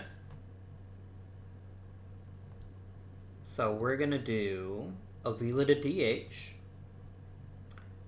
and Taylor to catcher. And I'm going to copy. Actually, do you know what? Let's just generate a depth chart and let's see how you want to use Jeff Lynch. Just not at all, or Jeff Davis? Oh, I see. You have him as your backup DH. That's fair. And I think he is a worthwhile pinch hitter. But I think Avila back as the DH is going to make our lives a bit easier. And letting Taylor continue to be our catcher. What a whirlwind for Chris Taylor this season. What a whirlwind. You've been like, yeah, it's fine. Avila is going to be our starting catcher again, and then he got old. That jerk. The Braves ended with both David Gonzalez and Dan Aldridge. That's hilarious. I'm assuming that's the Gonzalez they're saying wanted out of Atlanta. That's hilarious. They ended up with both of my hitters who can't hit for contact, but hit for decent power. Apparently Atlanta's got a type. Guys, I don't like this free fall we're on. How about you play baseball better? Okay?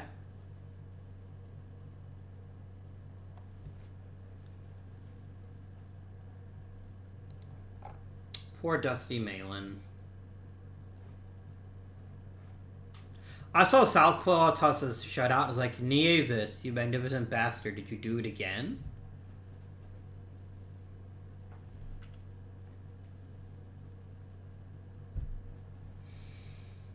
You want to go be a manager in Quebec? And what are you currently? You are a Dominican League manager? You know what, my friend? I wish you the best. If you wish to find a new job, I will not get in your way. Nice, we clinched a division. I was kind of worried about that for a minute there.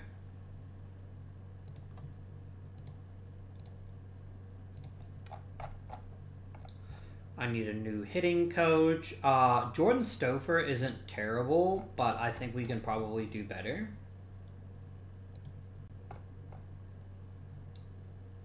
Like good old Yanieri Guzman. That's the ticket. I'm going to quickly offer minor league extensions because I think there's a guy that we just hired that needs an extension. Yeah, Samuel Hikaino, I think you are very worthwhile to keep as our manager. You seem like you are a good egg. I know we have definite coaching issues. Those will get sorted.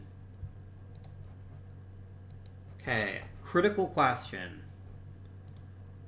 Are we going to be the number 1 or number 2 team? Yes, we will. We will get a first round bye. There's nothing the Giants can do about that. Awesome. Okay, I feel a little bit better then. And hey, we won. Pozzo got a batting title. Awesome. Just fantastic.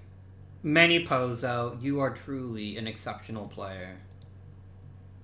How the hell is Chris Taylor not eligible for the playoff roster? Oh, he totally is. He just isn't for some reason. No, you get left off the roster, my dude. Taylor gets his job.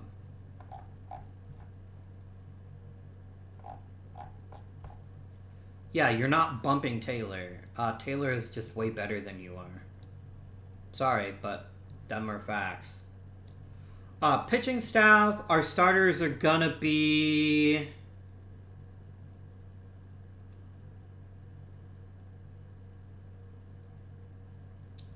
We're gonna go 4-man rotation.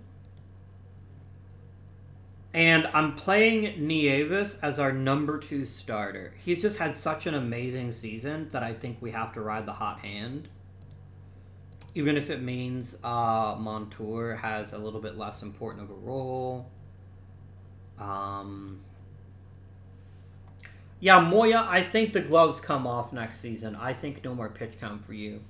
Now, you did spike a bit, mostly because you gave up a few more homers and you struck out a few less people, but you're still an incredible starting pitcher. I'm still very happy with you. And that's how that is going to be. So we're just gonna do a boop.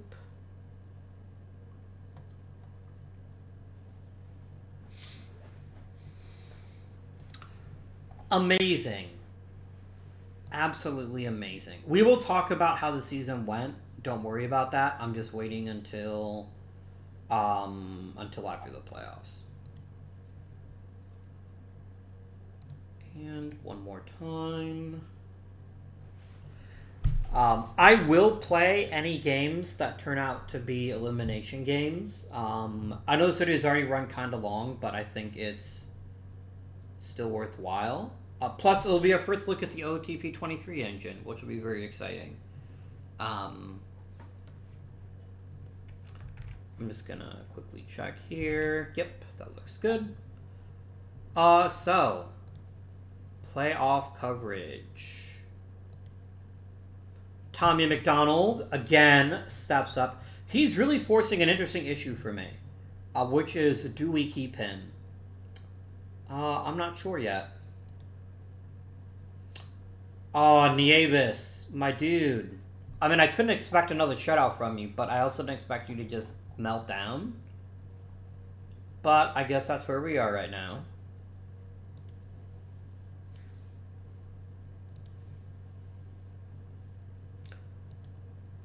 Jesus Moya got it done, though. And if it goes to a game 5, I will sim it, but if we win this next game, then I don't have to worry about that. Amazing. Good work, team. Off to the LCS. Are we facing our mortal rivals, the Philadelphia Phillies, or are we playing against the Colorado Rockies? We will find out, my friends. We will find out.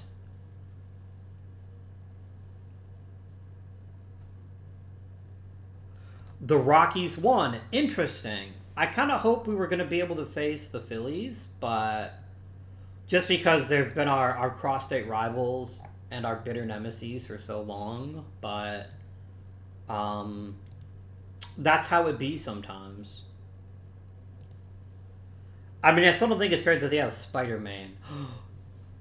Ooh, that's a tasty matchup. Former teammates going after each other. I'm here for it. Get him, get it done, big game Tommy. It took 10 innings, but big game Tommy was still reasonably good.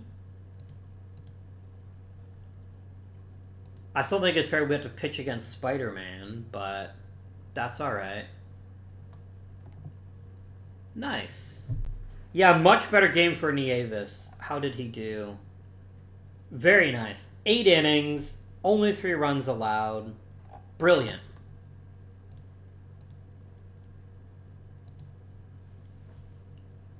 One moment, please.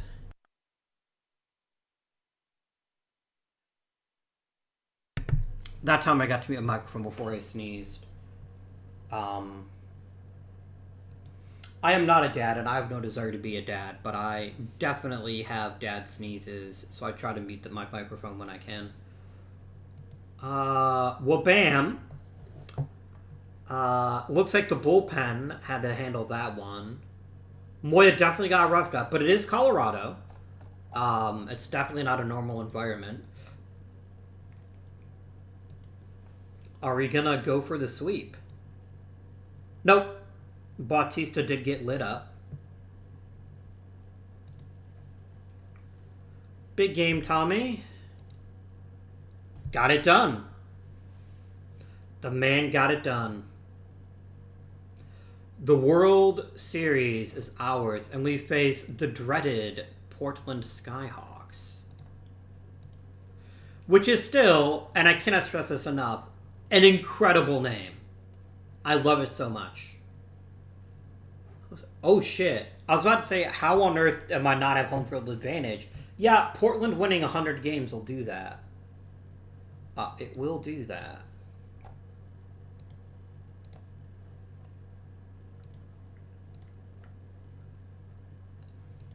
Let's go ahead and up to the next game.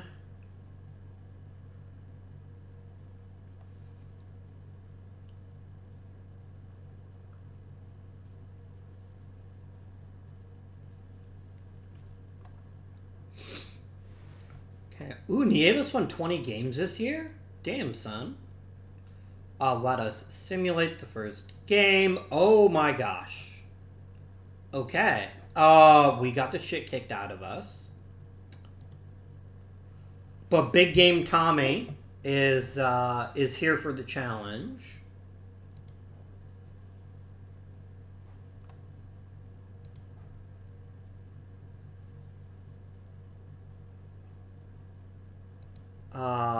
Moya is also a top tier pitcher. Very nice. Oh, I should probably... Do I want to add a 5th starter? I probably should. I'm going to quickly bump this to a 5-man rotation and add in Montour, just to make sure that I don't blow out anyone else's arm. So here's Bautista. Excellent.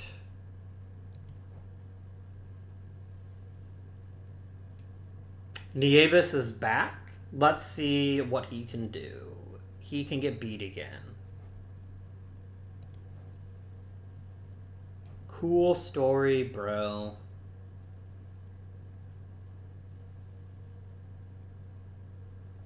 I mean, Big Game Tommy definitely would be my choice to start this game. And he is defeated. So what we're going to get is a Game 7. And that, my friends, means we're going to be playing this game. So the most important question is, do I actually want Montour to start this game? Who are my other choices? Nieves is totally gassed. Moya could probably pitch. Bautista cannot.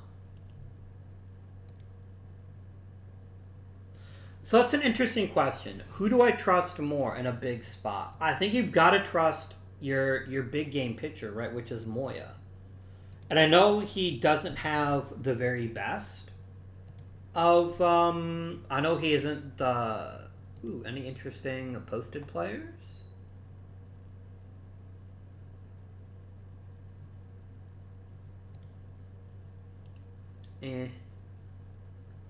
Meh. Gah. So, my friends, we're going to play this game. It'll be our first time looking at the brand new engine. So I am here for that.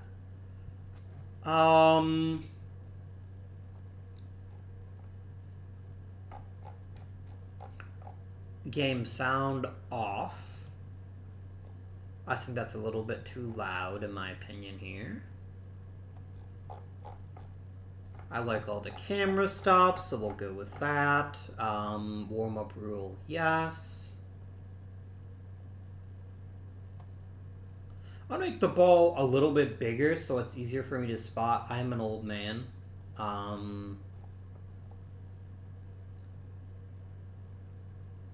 PBP, detail, full detail, no sound. Delay mode is going to be per line.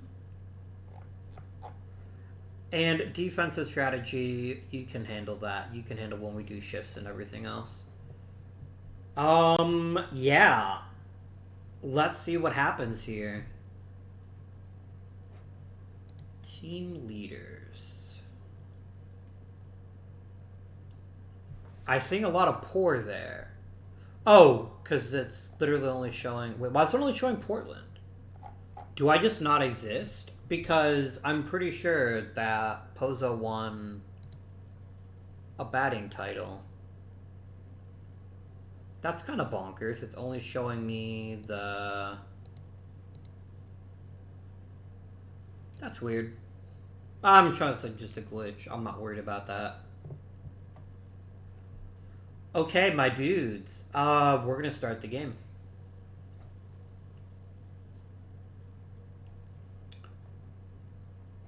Okay, it's Josh Scarpello against Josh Lynch. Before we go any farther, give me my pitch location app, please. There we go. And Mr. Josh Lynch, you're a little bit better at taking pitches than you are at hitting them, so I'm going to have you take your first pitch.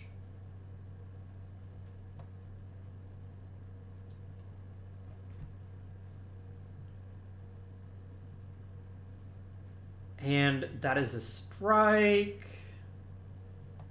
That's definitely a strike. I don't know why you're getting weird about that. Do I want to start the sound up? I guess if we keep it low, it'll make it more exciting. So I'm going to go ahead and turn it on. Don't worry, guys. It's going to come way the fuck down.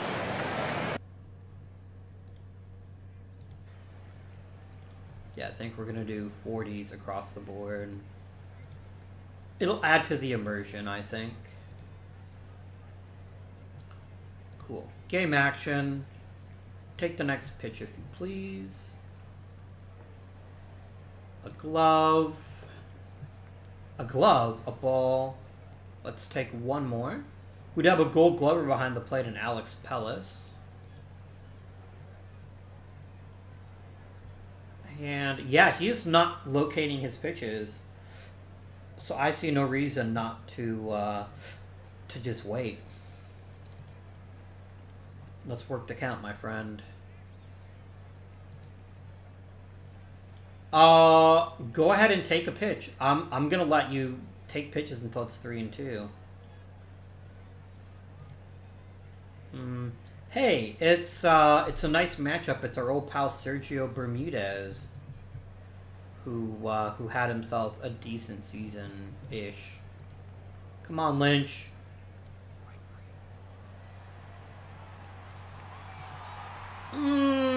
That's not a fucking strike, Boo. Boo. That's a ball, my guy.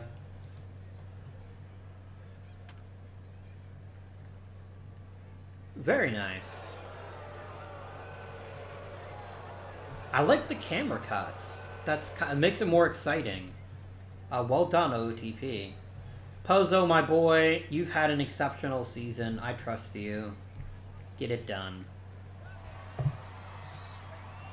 What is with this fucking ump today? Neither 2 nor 3 were strikes. Do you have money on this game, ump? Because that's kind of what it looks like right now. This should be bases loaded. It should not be man on first, but whatever.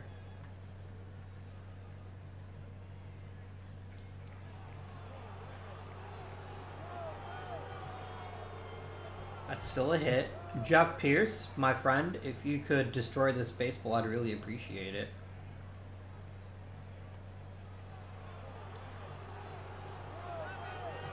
Bases are now loaded. Joe, my rookie friend. This is what we call a big moment. I want this baseball to explode. That's not exploding. That's an out. Let me just note it for the record, this umpire's a piece of shit who definitely was a jerk. But that's alright. I'm not scared of Mike Strickland. Pitch to this dude. Make him an out. That is a single. That's the opposite of an out. Don't do that. Don't give up hits. That's not what good pitchers do. Wait, why did you not turn... Oh, he got hurt. Okay. I guess that's reasonable. Could you kindly throw over to first? I want to keep Ortega honest.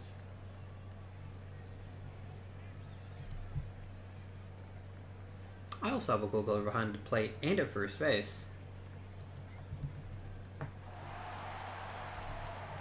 Really? Moya? Come on, dude. Oh, that's bad. Oh, no, it's good. That's bad. Ooh, that's good. And please get this gentleman out. That is not an out. That is, in fact, a run. I don't like that, guys. Moya is not pitching very well. He's not locating his... He is locating his pitches quite well. Like, they're hitting tough pitches. There we go.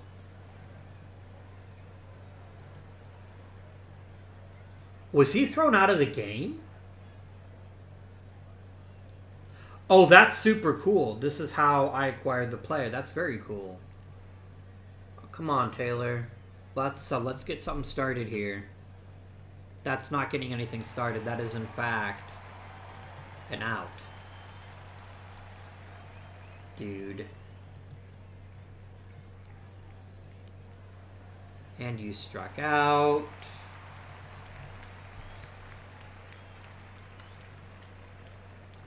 That's an out.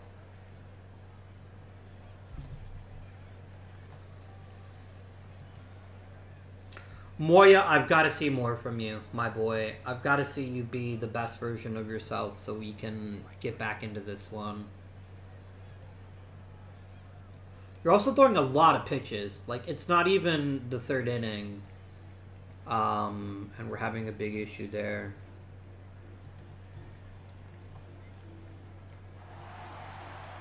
Oh my god, what is with your control today? You don't normally walk hitters. Hasn't been your thing historically. You're not pitching your very best, and I am concerned. Deeply, deeply concerned. Oh dear, that's out. I meant the other kind of out, so that definitely is what I meant.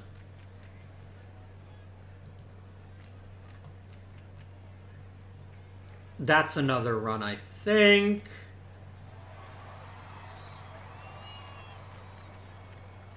Yeah, that wasn't even close.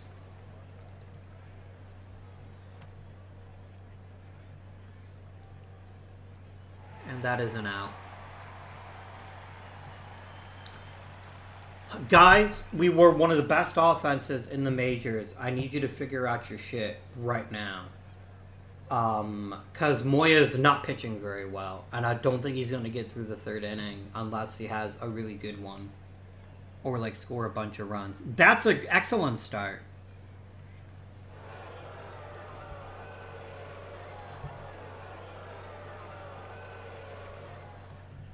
I mean, he had a double no matter what. I don't think that was going to result in anything other than a double. Come on, Avila. Dude, you never strike out. Man, that's a terrible time to start. And that's an out. Yeah, go up for third. I need it. We need to put some pressure on these jerks. Come on, Garay. I just need a hit. I mean, a home run is a definition of a hit. Well done, Garay. Well done indeed. And Mr. Pierce, can you follow up with a home run of your own? That would be highly appreciated. That's a strikeout. All right, Moya, I'm hoping you're settled in now and that you can give us a good performance for at least another inning or two. But you're already at 40 pitches, and you're just starting the third. I need you to be a little bit more aggressive, and I need you to start striking some people out if we're going to throw that many pitches. Lynch, you can turn around. You know that, right? You like always facing the wall. Like you're trying to make every play like Willie Mays' basket catch play. I just think that's a little bit showboaty. Just catch the damn ball. A worm burner. That's pretty funny.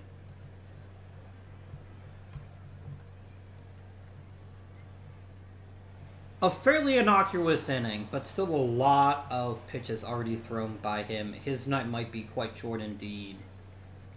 Guys, I need some big-time plays here to get us another run or two.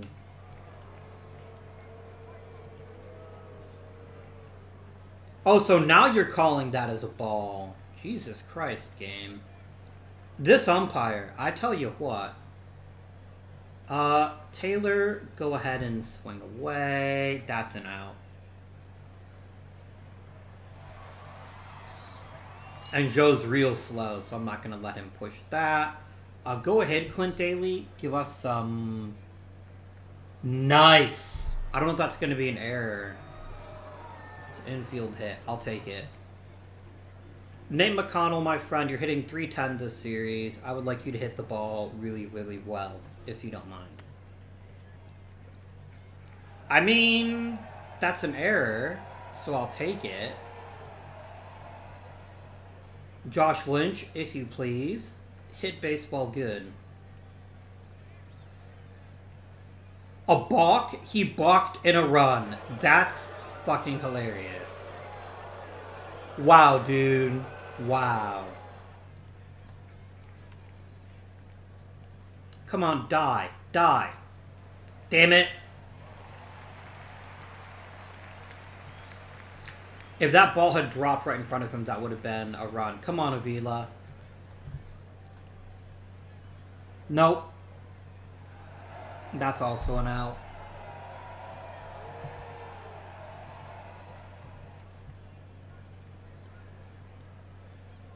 All right. You're at 50 pitches. It's the fourth inning. You were a little bit more efficient last inning. I'm going to have you pitch this inning for sure, and then we'll see where you are.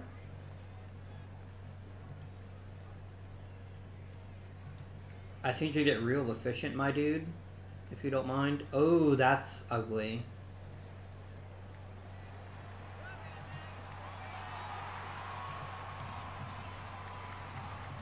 Come on, give me a double play. Booyah! That's the good stuff right there. That's all me. I told them to hit into a double play, and they did. So you're welcome. There we go. That's what I was hoping for last time. Bill, my boy. A nice inside-out single. I love it. That was a really tough pitch to hit, but he did it with aplomb. Jeff Pierce, would you do me a solid and hit the baseball, but not at someone?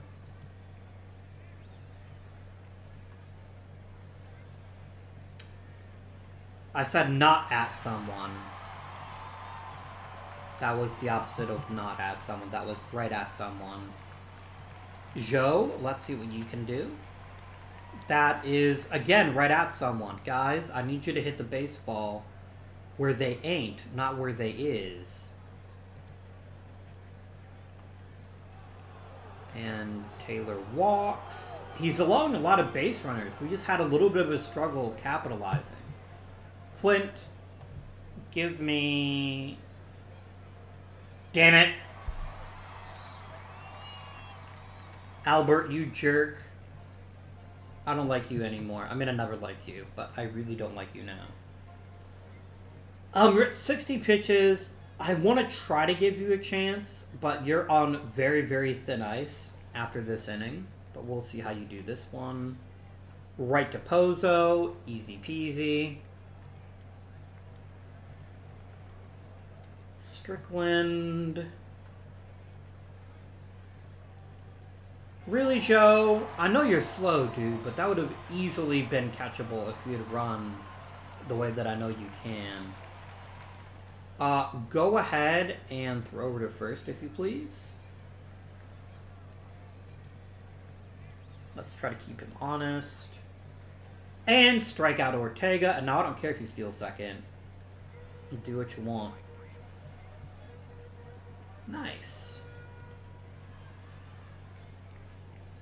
Look, we're getting plenty of hits on their pitcher. We're just not capitalizing. We need to do something different. Rather than just draw like 7 walks and then end up with nothing.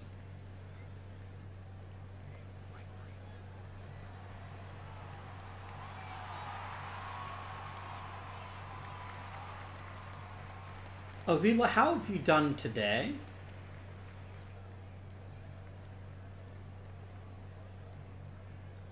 Oh, I can have the weather turned on. Very nice. Avila, I need you to get on base, please. That'll work. And they bring in a new pitcher. Let's see if we can get to Vitko in a way we couldn't get to Scarpello. I mean, other than Garay, of course, who was phenomenal. Hey, look at that ball placement. Well done, my friend. Well done indeed. What the hell was that? How did Avila score on that?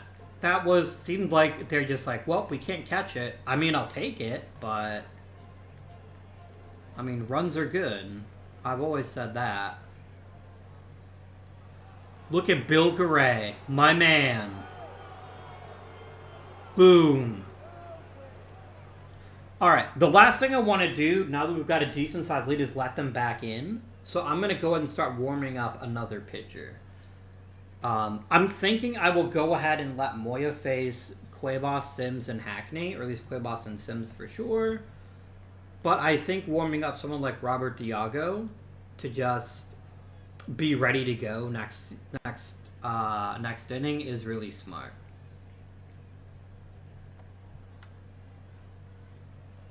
Holy shit, Pierce. Look at that.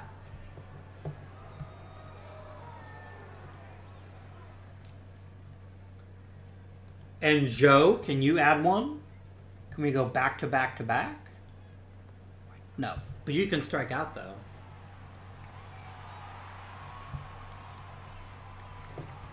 Yeah, this is just because I'm playing the percentages here, and both Cuevas and Sims are not nearly as good against the lefty, so that's why only reason I'm bringing him out here for this. Okay, guys, don't let him right back into it, please. Giving up a 2-run homer is definitely going to let them back into it.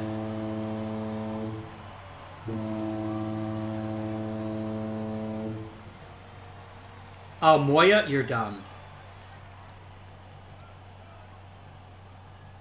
And I realize Hackney's a good hitter against anyone, but Diago, I need you to do me a solid and just don't give up any runs, please. Walking him is a shitty thing to do. It's the one thing you're supposed to be good at, my guy.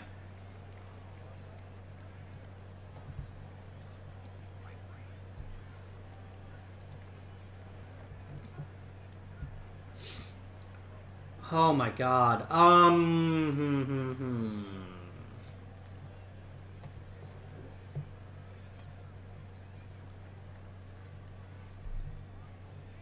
Go ahead and warm up Josh Groth.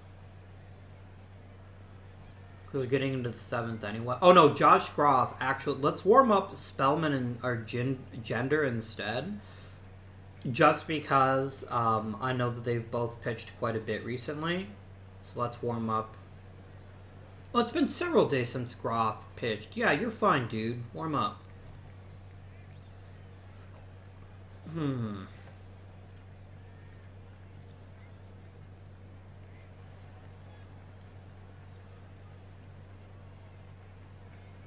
How do I want to play Bermudez? I don't want to give him a chance to hit another homer, but I don't want to put him on first either, and hitting a homer right now isn't the worst thing in the world. Whereas hitting a 3-run homer would be much worse, so I think we're going to try this and just try to get him out.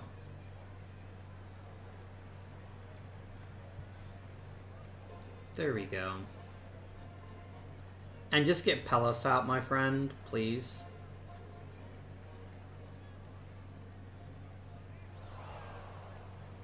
Okay. So Groth is definitely coming into the game to start off the next inning, without any question. I need my best pitchers out here just to not let this lead get away from us. I mean, if they're going to throw errors like that, though, that's pretty hilarious. Someone was saying in the comments that third base defense really matters, and oh boy, that certainly mattered. Clint, you're not a great hitter against left-handed pitching, but you've been pretty hot this series, so I'm going to trust you to swing away and not bunt. And I should have just bunted. Oh well.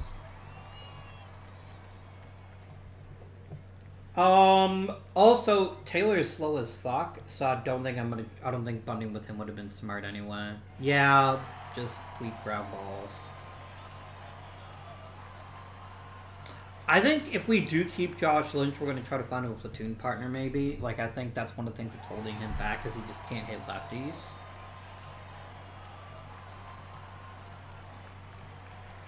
We will not be singing Take Me Out to the Ball Game. I mean, you can at home. I can't stop you, but... Okay, Mr. Groth, I need you to be your very best. I need to see boom, boom, boom, all of them out. I like his wind-up. That's old school. Very nice. That's just unfair. A curveball that's almost 20 miles an hour slower than the fastball?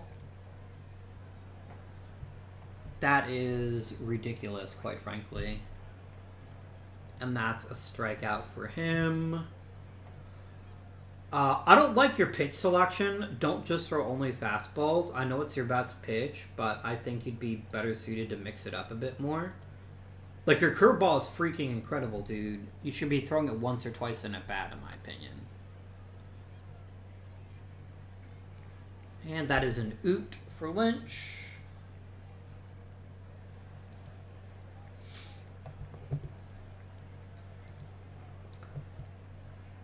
Here I think is where I pitch Gender, because he's had a really good season too, and he's not nearly as tired as Terhar.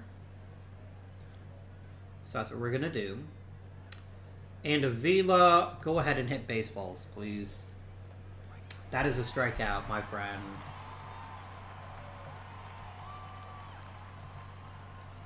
Come on, Pozzo. Don't be a bozo. Excellent. I'm not saying that my amazing call right there is what did it, but I'm not saying that either. But I guess they can't all be home runs, right?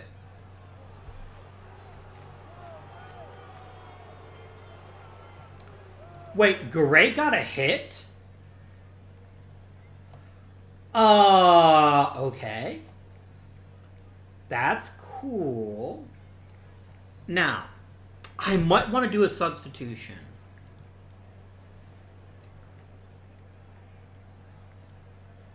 But I don't know who I would bring in. No, I think I'm fine with just letting Pierce hit. And then he hits into a double play. No, he doesn't. Come on, Joe. God damn it. He's a rookie. He'll figure it out. He'll figure it out. I'm going to let Groth go a little bit longer because he did pitch so well the first inning. But the moment he gives up any kind of base hit or base runner, I'm pulling him.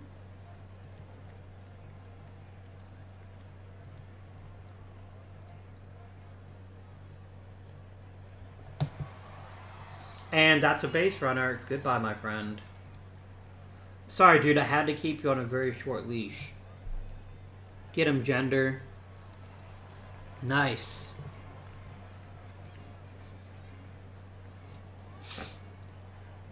Put Albert in the can, Mr. Gender. Really? I just gave you an amazing one-liner and you fuck it up.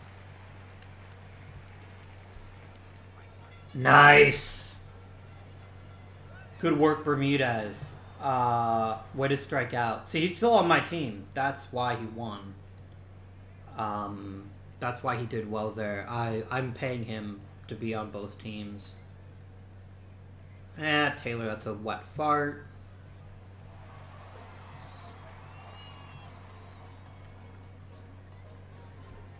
And not much for Daly. Or Delay. No, it's Daly. I don't know why I call him Delay. And Mcconnell gets out as well. Alright, guys. LeMaster, it's time for you to LeMaster their lineup.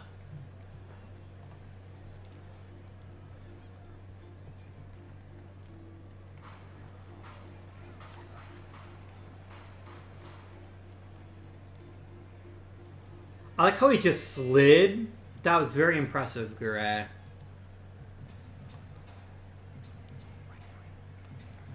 Nicely done. I mean, that fastball of his sucked. Oh, he fouled it off, I see. That's a very good pitch mix, my friends. Very good indeed. That hitter had no idea what was coming there. Is that all you have is fastball curveball, or do you have a third pitch? No, your fastball curveball. That's fair. Come on, buddy. Boom! Yes! Another World Series. Another World Series. Guys, Bill Garay had better be the World Series MVP because holy shit. He took this team on his back and said, we're winning a World Series whether you like it or not. Holy shit, my guys. Nice.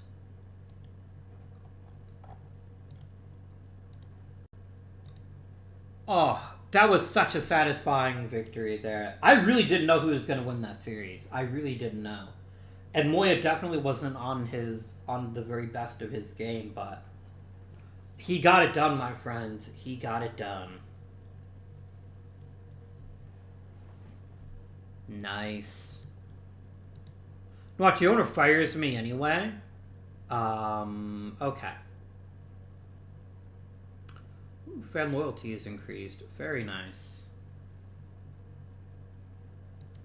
I do need a new manager for AAA. We'll deal with that here in a second. Okay. I don't care if we didn't win the playoffs, or if we didn't make enough money. So, alright. So Bautista and Thiago both executed their options. I'm not surprised. I wish Thiago hadn't. Actually, you know, I am surprised that Bautista did not decide to opt out. I figured he'd test the market and try to make more money, but I'm not upset about that. LeMaster, look, it's only $3 million. He wasn't his best this year, but he still is pretty good. Easy choice. Tommy Mcdonald.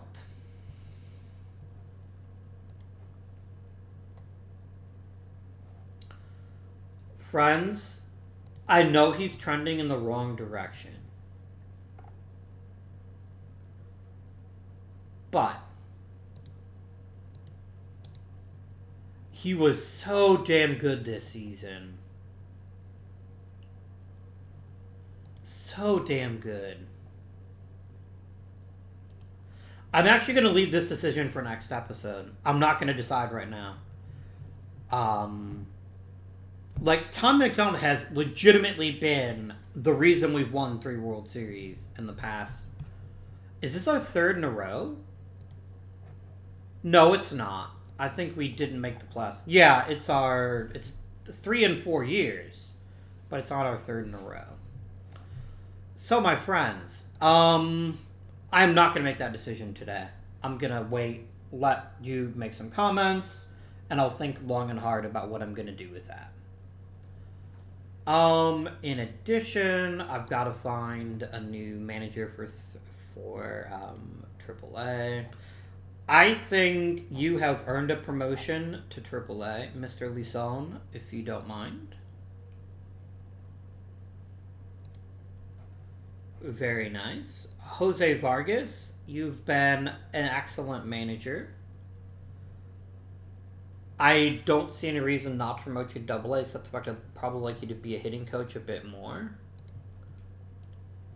I think we'll just hire a new AA manager.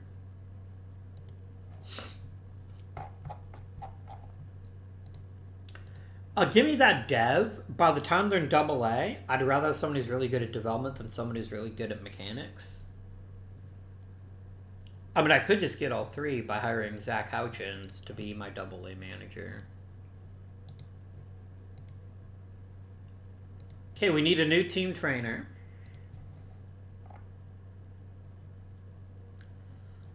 Again, I don't want arm injuries. Arm injuries are bad.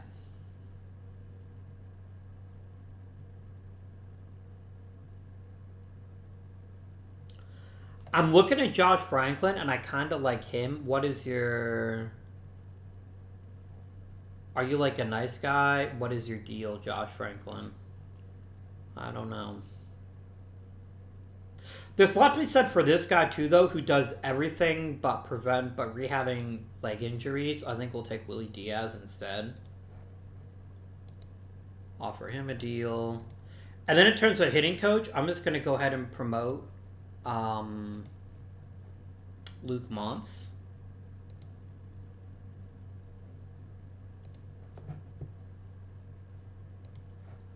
Max Moroff, I think you've earned a promotion to AA. Or AAA, sorry. Bobby Spain, I think you've more than earned another chance to be at AA. So we're going to promote you too.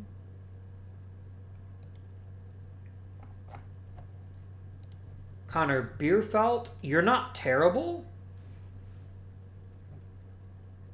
Yeah, I can let you do high A. I think that's fine. They still haven't fixed this. I kind of wish they would. Like, I can't ever make him my AA hitting coach because it runs out of space. Which is whatever, I guess. I just guess he's just going to forever be that. And then a new high A hitting coach. Please give me someone who is good at hitting. If you please. I mean, Eric Olivo sounds like a real good choice. Let's bring him in. Okay, so we're going to wait on Tommy Mcdonald. Is there any decisions I want to make right now?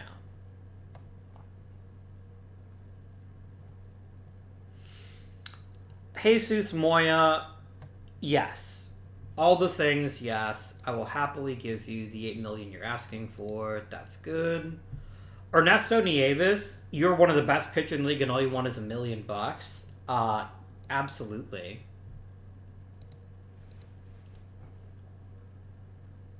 Danny Gomez wants a raise. Gomez was pretty good for us, but he didn't pitch a whole lot.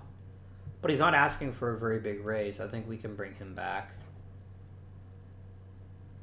No. I am not giving you a starting rotation spot. You will be in the bullpen and you'll like it. Chris Taylor, you didn't play that much this season, but you still have normal injury proneness, and you're still a really good defender. I think offering you a $3 million deal isn't the worst decision I could make. And yes, I will promise you the starting lineup, provided that that's works out for everyone else. Nate McConnell.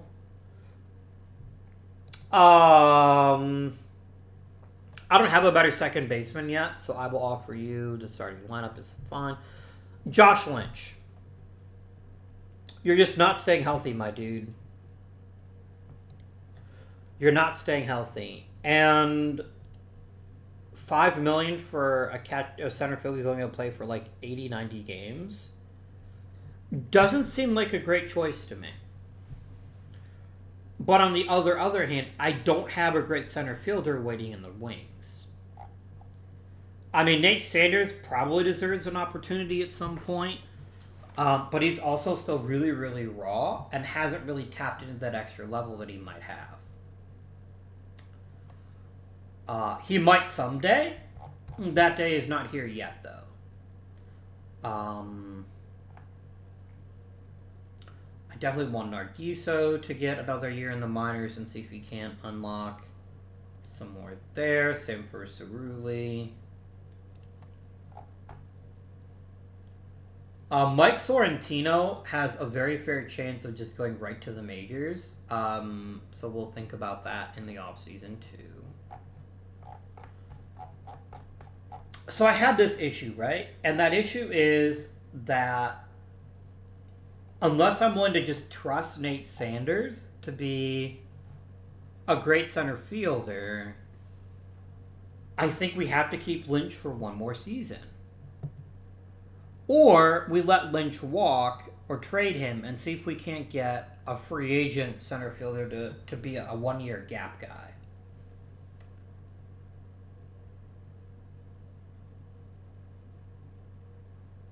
If I asked for a package of prospects for Lynch, I wonder what I would get.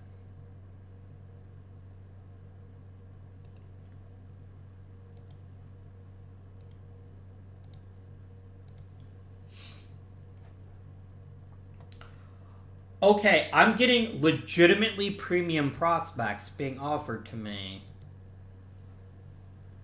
Kaniani definitely seems like a really fantastic player.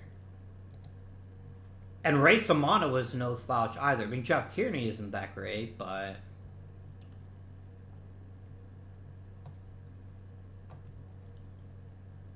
Nelson Fernandez is potentially special in his own way.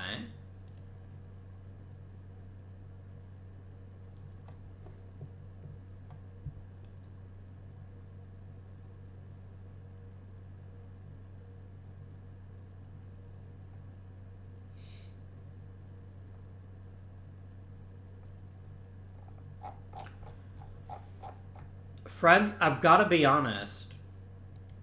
Kaniani could be one of the best hitters in the major leagues if he develops.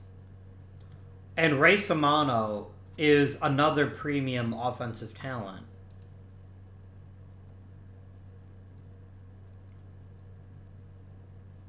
The only other really high ceiling player that I'm seeing here is Nelson Fernandez, and I really like him too, though. Fernandez has the benefit of having a higher floor, and he's got such great plate discipline, and if his contact works out too, he's going to be an excellent corner outfielder.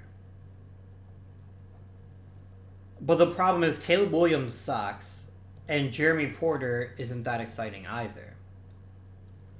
So while Fernandez might be a little bit higher ceiling than Kaniani, the difference is that Kaniani also comes with Ray Samano. And while I'm not convinced that either one of them are guaranteed to make the majors, I think they're both excellent players. And, okay, Samano does have injury issues.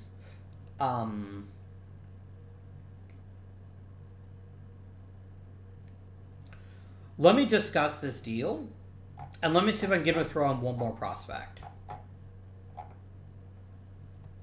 I know you'd never give me Dusty Malay too, right? That's asking way too damn much. I can try it.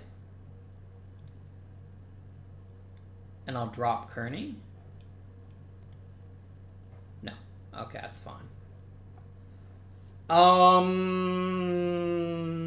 Willie Noboa is quite a decent center fielder. Can I get Noboa, please?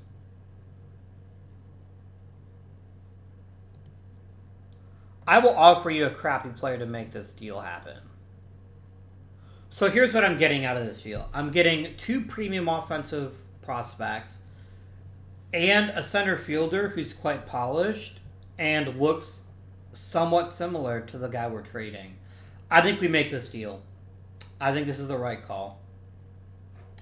Let me shortlist Mr. Lynch here to see how he does going forward. I'm sorry, fans. I just won the World Series, and you're probably grumpy. I gave away what was a pretty big part of that. But I think it worked. And our attendance did not go up, actually. So I think we were better off having our ticket prices where they were before. Because it didn't make a difference. I mean, we could be profitable overnight if I just voided Tommy Mcdonald's option. But that ain't gonna happen.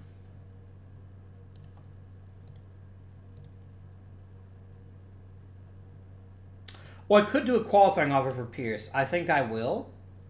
He came up big in the playoffs, and I don't think he'll take it. And that'll give me another draft pick. I don't care about losing Jeff Davis. He was never very good. I would like to offer Conde and Estrada minor league deals. Maybe even Quijus.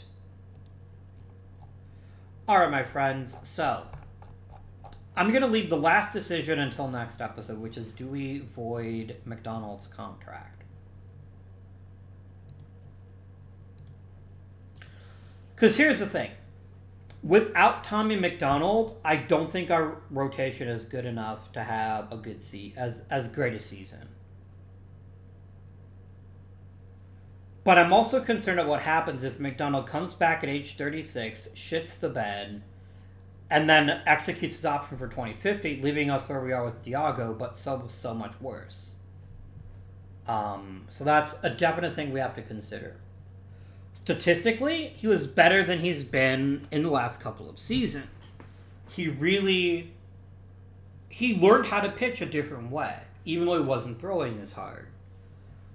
And that is so valuable to me. But I don't really know how I feel about Tommy Mcdonald yet. Tommy Mcdonald might be a Hall of Famer, my friends. I don't think he'd go in with my cap. I think he'd go in with Tampa's. But still, another Hall of Famer played for our team. Let's talk about how the season went. And let's see what went well, what didn't go well, and how we can get even better next year. Manny Pozza is a borderline MVP candidate. I don't know if he's going to get it, but holy shit, my guys. He was incredible. Manny Pozza has cleared the face of the franchise now, and I'm here for it. Bill Garay was healthy, and look how dominant he was.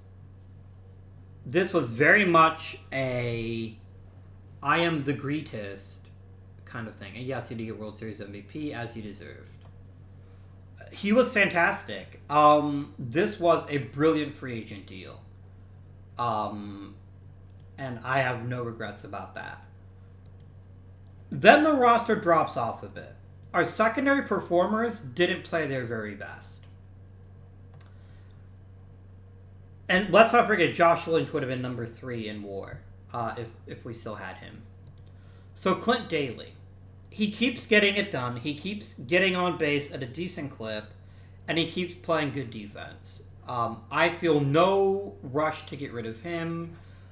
I know he's not the best player we could have, but what we have is still pretty good. I'm pretty happy about Clint Daly. Joe had a decent rookie season.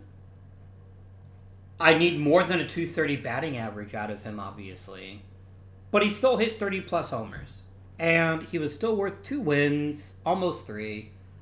And that's pretty solid. Jeff Pierce. Pierce, my friend, I appreciate what you've done for the Pittsburgh Pirates. I don't want you back. Unless you come back for the 18 million, then I guess that would be fine. You're just not productive enough. And I'm saying that, yes, you hit 30 homers, but you didn't really hit too many other extra base hits.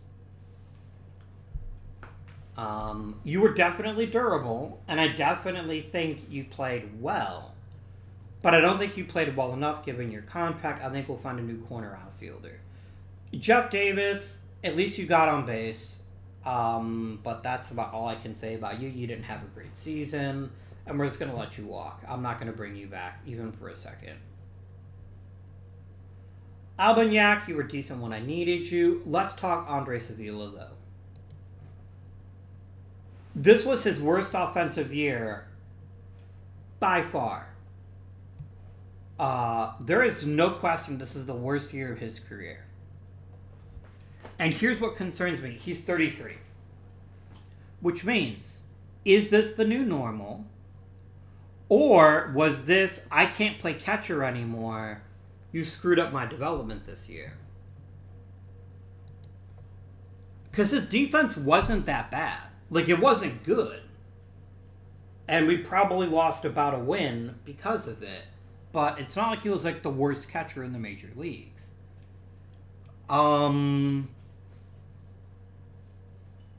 Yeah. I can't do anything about him now. We're tied to him for 2049. And he won't waive his no-trade clause anyway. And look, he's a borderline Hall of Famer. Maybe not even borderline at this point. He's got his 2,000 hits. I don't see him getting to any other big-time numbers in the next couple of seasons.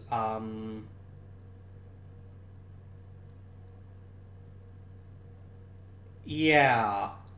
I mean, he might get to 1,000 ribbies. I don't know if people even care about that, but if they do, he'll definitely get to 1,000 runs. I feel pretty confident that both those numbers are coming in the next season or two. And if he can keep hitting like 150 plus hits, he could maybe get closer to 2,500 hits. Right now, he's not worth his contract, though. He just isn't. And we definitely need to make a decision about him when we're in a position to do so. This is the most worrying trend, though. Our friend is striking out a lot. Like, if we look at his strikeout rate, he's striking out in 20% of his appearances this season. That's not good.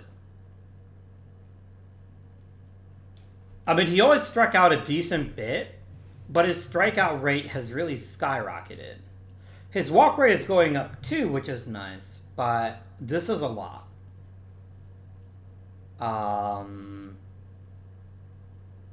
His BABIP was even fairly decent.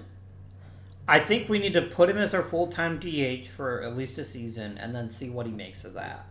And if he can produce the way he did in the last couple of seasons, then I still think he's got value to us. His contract is expensive.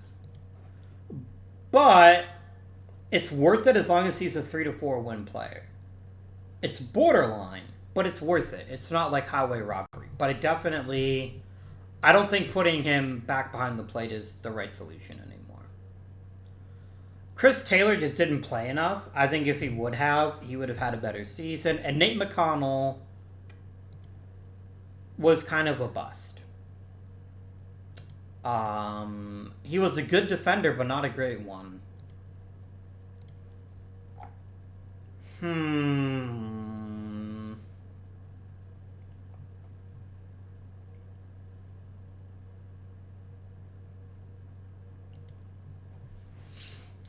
I don't want to play Nargiso in the majors yet, but he's real close. I might just keep McConnell at second for one more season, or maybe see if I can find a cheap one in free agency. You know what? $3 million for being below replacement for the second year in a row. Yeah, I'm gonna non-tender him.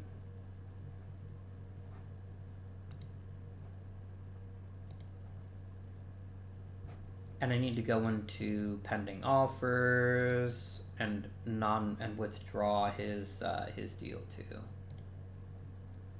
Yeah, Mcconnell, I don't want you anymore. I talked myself out of it.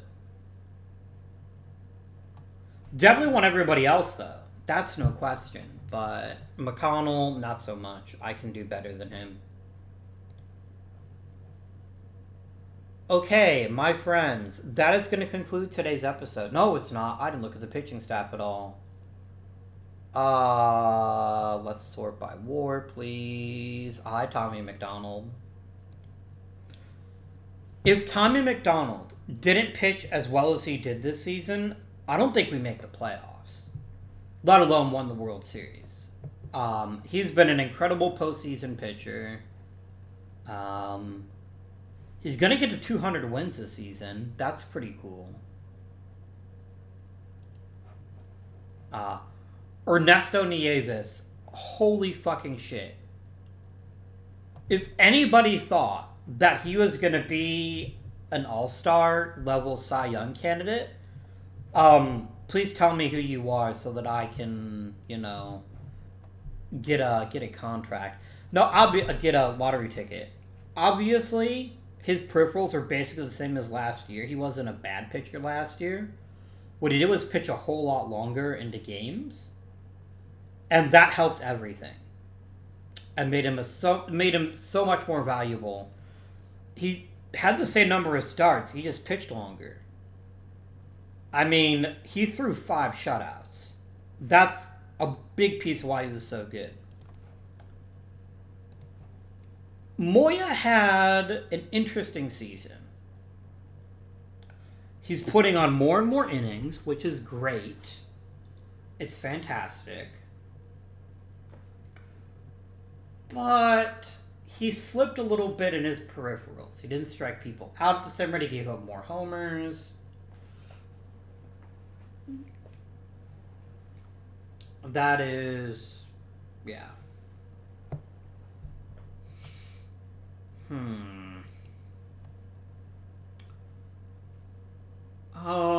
We got some decent performances from a lot of the other pitchers, and Robert Diago was a waste. No one's gonna trade for him though. So, first things first, my friend, the gloves come off. No more pitch count for you, Mr. Moya. I think you can handle an increased workload because you've pitched a lot of innings each season, so I think he can work on that.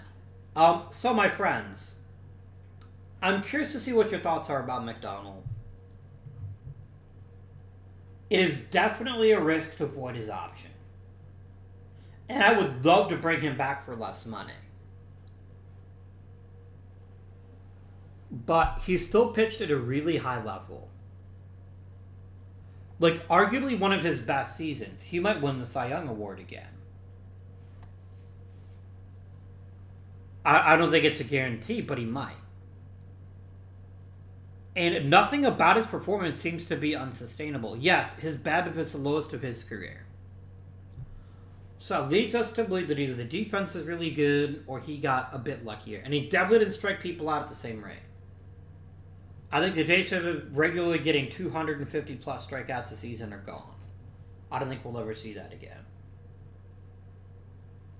But if we void his contract, first of all, would he want to come back for less money? And second, would we be able to get somebody anywhere near his level? I know my owner would love for me to spend less money. But I'm here to win championships, not to make him a billionaire. Yeah, we lost $23 million. We won the fucking World Series, my guy. I don't know what more you want from me. The payroll's already dropping by $26 million by losing Pierce. So we'll try to trade Diago at the turn of the league year and see if anybody might take his contract off our hands.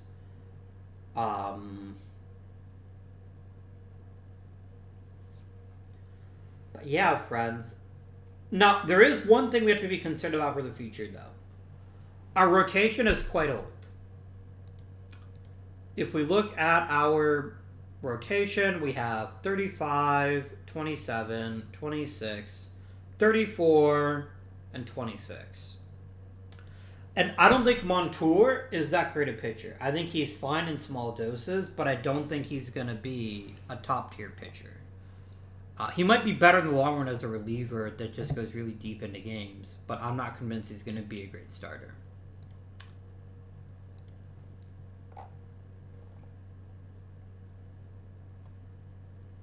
So, my friends, we don't have any starting pitchers anywhere near the majors either. Oh, Canignani, definitely shortlist.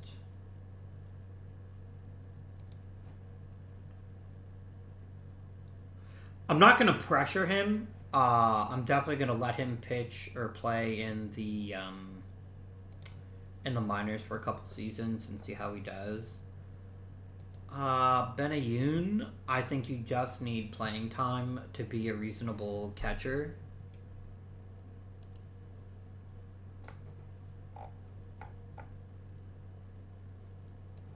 I'm just going to promote Sorrentino to AAA just so I don't forget about him.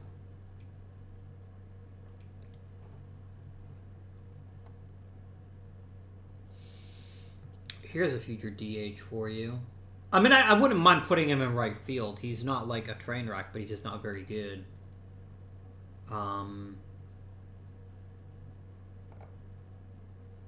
So, friends, that's going to conclude today's episode. I hope you have enjoyed it. If you have, please remember to drop a like. Comments are always appreciated. Definitely let me know what you think about Tommy Mcdonald. There's a part of me which is like, I'm an idiot for even considering executing his option and I should void it no matter what. And I either try to sign him for less money or just let him walk. But there's other part of me that's like, we don't win the World Series without Tommy Mcdonald. Full stop. And that's kind of where I'm stuck right now. But until then, this has been Avguardian. Thank you for watching, and I bid you good day.